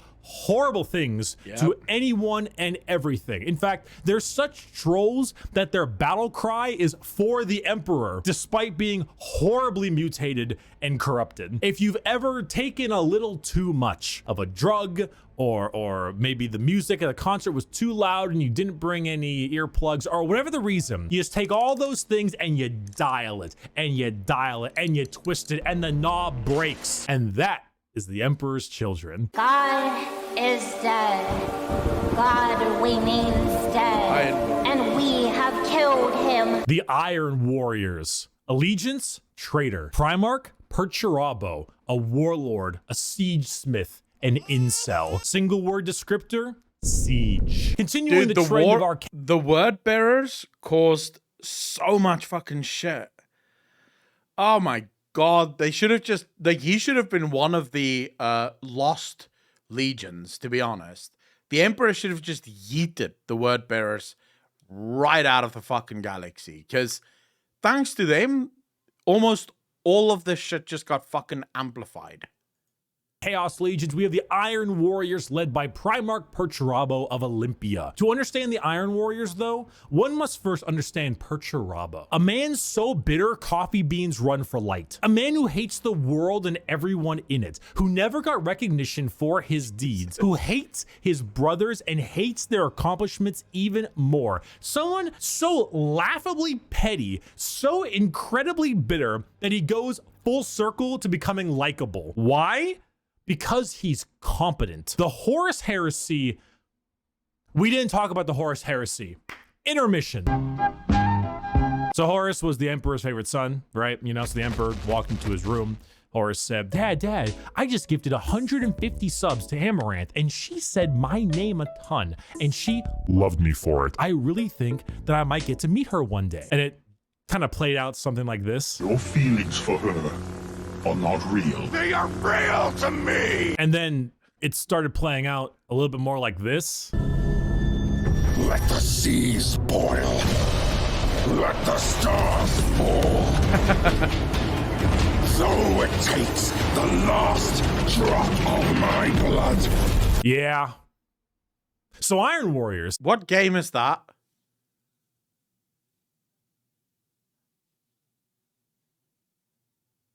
That has to be a game, right? Horus got madder than Boulder. The Boulder he got was the Horus Heresy intro.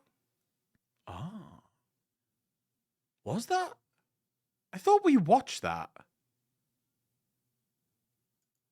The Horus Heresy wouldn't have gotten shit done without Peter Turbo. Imagine an entire faction that is the personification of brutal industrialism, where you serve the Legion until your dying breath. You build and you kill and you siege and you kill and you literally summon demons just to take them and trap them in machines and use them as cannon fodder. This is a thing they do. They summon demons to trap and use as shock troops. The Iron Warriors are siege warfare incarnate. They are heavy weapons, they are tanks, they are turrets, and they don't die. They hate Imperials, they hate Imperial fists. Do you need a pacifier, Iron Baby? No! No, I don't! They are bitter incarnate. Perturabo and the Iron Warriors why? don't serve the Chaos Gods because they like them. They serve them because fuck you. Come on, guys, let's go. Not another speeding ticket. I'll fight it in court, but I don't think they're gonna accept gotta go fast. Wait, so they didn't. So he didn't join. Wait, that wasn't. He's not. It's not Angron, is it?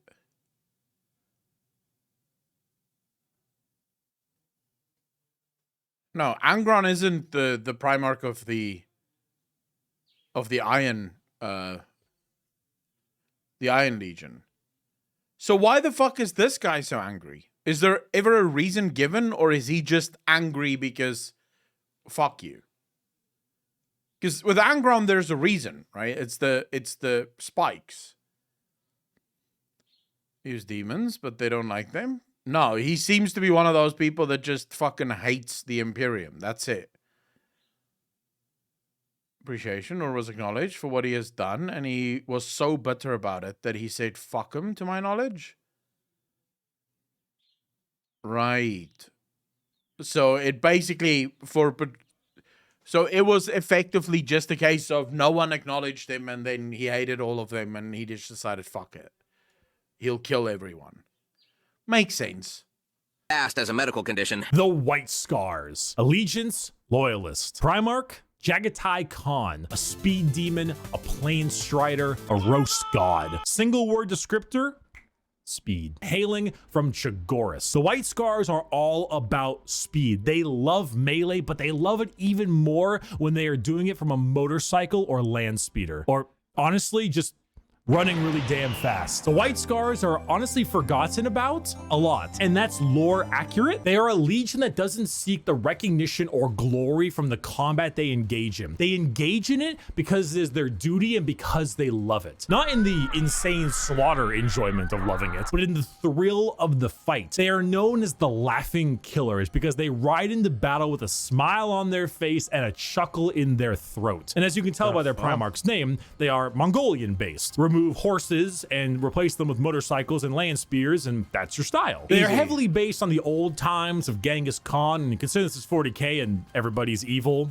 You know, that fits. The White Scars are actually physical scars on their body, going back to their heritage on Chagoris. The Khan himself is kind of a dickhead, but a reasonable one. He thinks ahead, he's intelligent, he's patient. He is often underestimated because he doesn't scream his accomplishments from the rooftops, which is what makes him and the White Scars dangerous. His skills are kept at bay, only to be truly shown when the time is needed. The White Scars are a forgotten legion often, but that doesn't diminish their accomplishments. All it does is surprise those who underestimate them. Speed, awesome Mongolian vibe they got going on, and if you really like to stab people, that's the White Scars for you. Shameless thirst break.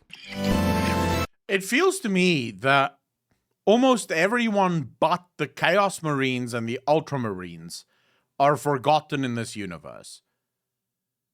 because I've watched so many videos now where people will talk about stuff that the Ultramarines have done.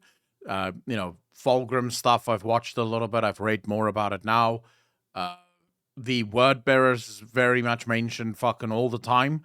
But then there's so many legions that you hardly ever hear about in any of the videos that we watch. Like, no one even fucking mentions them. This is Dog. Woof, woof, woof, woof. Woof, bitch. The Space Wolves. Allegiance, Loyalist. Primarch, Leman Russ. A Viking, a Savage, the Undertaker. Single word descriptor, wolf, wolf, wolf, wolf, wolf, wolf, wolf, wolf. There's so many goddamn wolf units. Skater, how many units in the Space Wolves Codex have the word wolf in their name? The Space Wolves are the 6th Legion and hail from Fenris, a frozen wasteland of a world with their Primarch, Leman Russ. I don't really need to spend a whole lot of time talking about the Space Wolves because it's very obvious who they are. They are the second most obvious what their shtick is legion in the 20 legions besides the World Eaters. When you look at the Space Wolves behind, what do you see? Do you see Vikings in space? You've done it. Congratulations, you have found Vikings in space. But they have as much in common with a regular Marine as an all-day Viking with like a Roman soldier. You see, as a Space Marine, your body is so enhanced that you filter out poison, and so you can't get drunk. The Space Wolves distill a special mead out of a horrible poisonous plant that would kill a normal human so they could get drunk. They have fangs in their mouths. They sometimes cannibalize their enemies.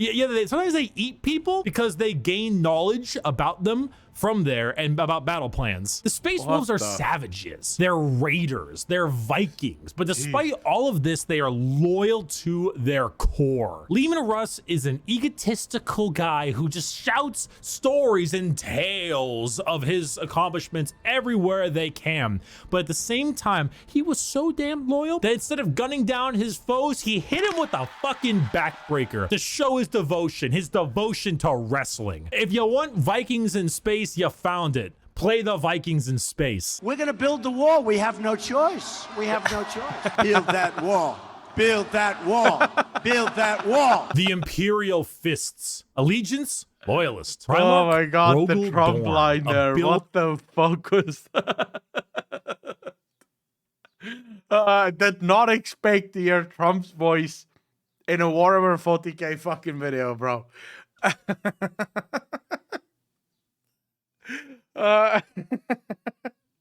Sorry, that caught me completely by surprise. A phalanx, and he needs a hand. Single word descriptor, fortify. The Imperial Fists are led by Primarch Rogel Dorn on their homeworld of Inuit. However, they themselves are actually a fleet-based chapter with their main source of recruitment coming from an enormous moon-sized ship called the Phalanx. The Fists are a chapter you think of when you think of duty. They love... Isn't Gothica Armada, like the Battlefleet game? Aren't you playing with these guys?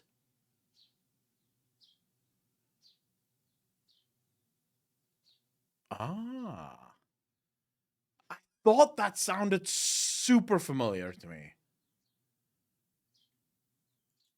To serve. The love to serve and the inability to be moved. Rogel Dorn is an architect, a master builder, and basically a rock in brain and body. A lack of humor or ability to lie shows that he is as blunt as the weapons of war he creates. Not the swords he makes, but like blunt, strong weapons.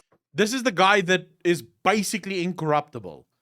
Like, he spends almost all of his time in the warp hunting down traitor legions and stuff like that, because effectively the warp just, he won't get corrupted. Am I correct now, or am I thinking about someone else? Jagran, how you doing, brother? Who's the person that spends almost all of their time hunting people down in the warp? Corvus Corax. Right. Okay, I don't know who the fuck Corvus Corax is. I believe the one hunting is Corvus Corax, but he is also incorruptible. Yeah, he seems incorruptible. Lack of sense of humor, inability to lie. He doesn't seem like he has any traits that they would really be able to corrupt.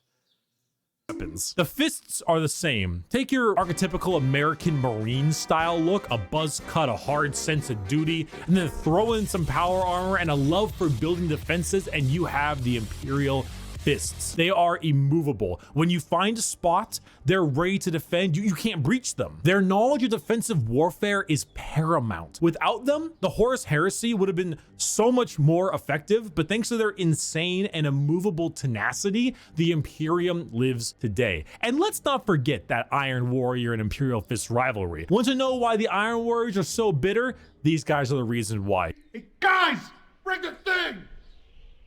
Where is he going?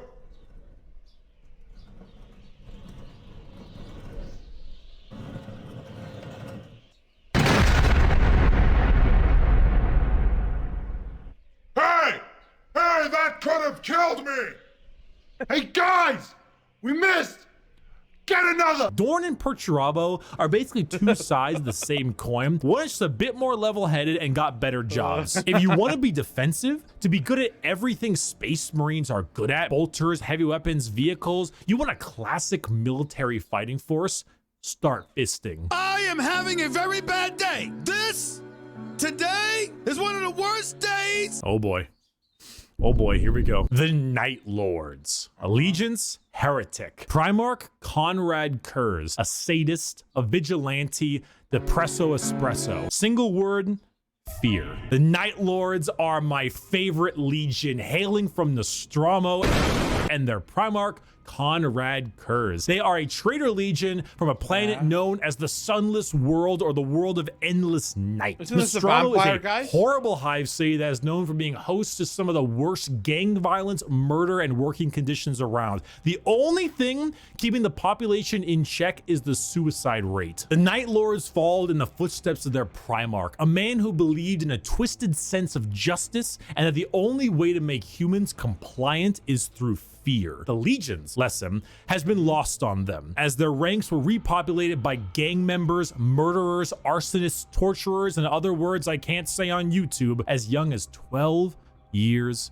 old. Murderers before they were even teenagers, raised to become demigods. Now, fear is what they sow, and flesh is what— Oh shit, this is the guy that— oh my god, Fighting Spirit, yeah.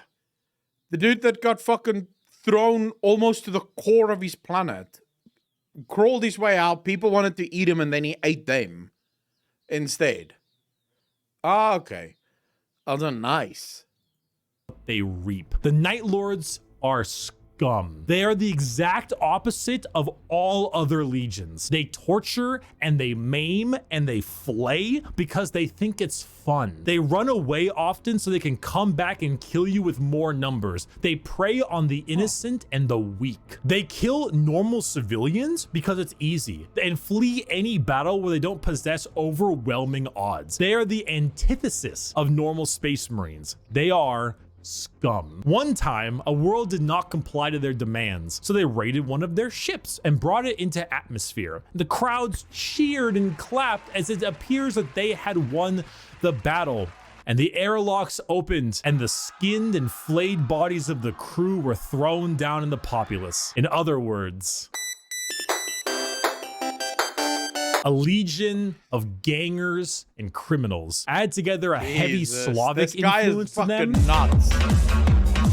and you've got my favorite faction. You have not done the dishes for 5 years. So embarrassed when people come over here. What does it matter? You bring them over, you kill them. Vampires don't do dishes. The Blood Angels. Allegiance, loyal. Primarch, sanguineous. An angel, a vampire, a dead-ass motherfucker. Single word descriptor, blood. The Blood Angels are 9th Legion, hailing from the homeworld. He's the guy that died with protecting their Primarch, the Emperor. Sanguineous. The Blood Angels are a tragic tale with one of the best Primarchs, one beloved by almost everybody, a genuine angelic figure who led his people to glory, killed by the hands of the traitor Horus before the Emperor's eyes. The death of their Primarch led the entire Legion to madness as their gene seed malfunctioned and created something known as the Black rage. The blood angels degrade over time, experiencing something called the red thirst, which gives them a genuine vampiric thirst for blood. As their minds degrade and break down, they get angrier and angrier, becoming berserk killing machines with no other goal than to tear everything in sight apart. But they don't see it as that. They see themselves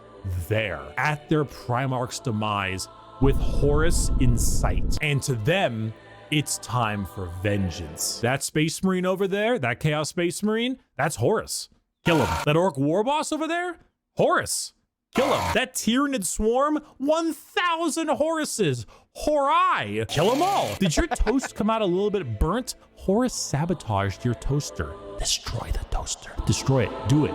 Do it. Kill your toaster. Do it. This slow, debilitating disease takes over the Blood Angels, and it gives them this angelic, vampire, and Catholic-inspired imagery. They have chalices of blood. They rest in coffins and can even use psychic powers to sprout angel wings from their bodies. They are a tragedy through and through, and the only thing that will look more tragic are the mangled bodies of those they come in contact with. I got a diesel engine. Am I Horus? How? We're gonna take your job away. The Iron Hands. Allegiance, loyalty.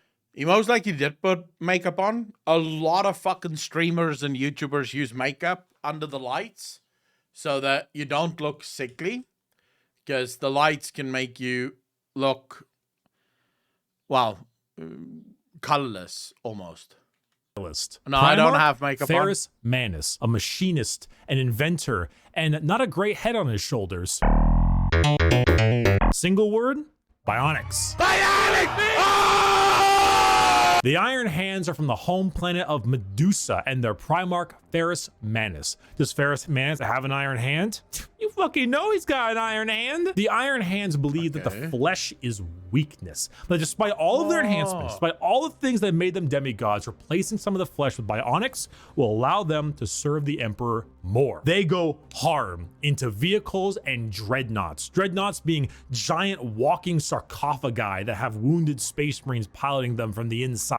Dude, does Bricky have some kind of deal or goal with his viewers that he should just replace certain letters every few words with the M, with the letter M? Because there's been multiple times now in this video where a word will end in N and then he'll say M for it. Or like just there where he was supposed to say they go hard and he went they go harm. Is that like some kind of inside joke that I'm not fucking following?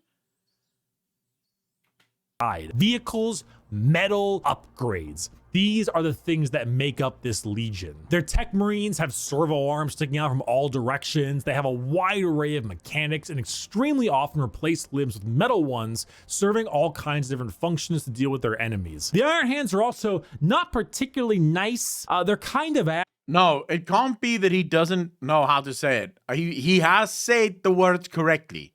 So there's been times where he says the word with an N perfectly fine. So if it was every single word, I would probably chalk it up to some kind of speech impediment. But it's like just randomly. He'll just say M instead of N. Or in that case, you know, hard becomes harm. I don't necessarily, I don't think it's a speech impediment. Princess Melina, how you doing? Some Mechanicus Marines, kinda? Could be, yeah, pretty much, Grofile. Could be that, or it could be like when you were reading and the deck, it sounded like deck. Probably. It could also just be that he's speaking too fast and just sort of didn't catch that he said the word incorrectly. It's just that I've heard it a couple of times now, so it's kind of like, it feels like it might be an inside joke, like maybe him and his patrons came up with this. See if you can spot how many times I say the word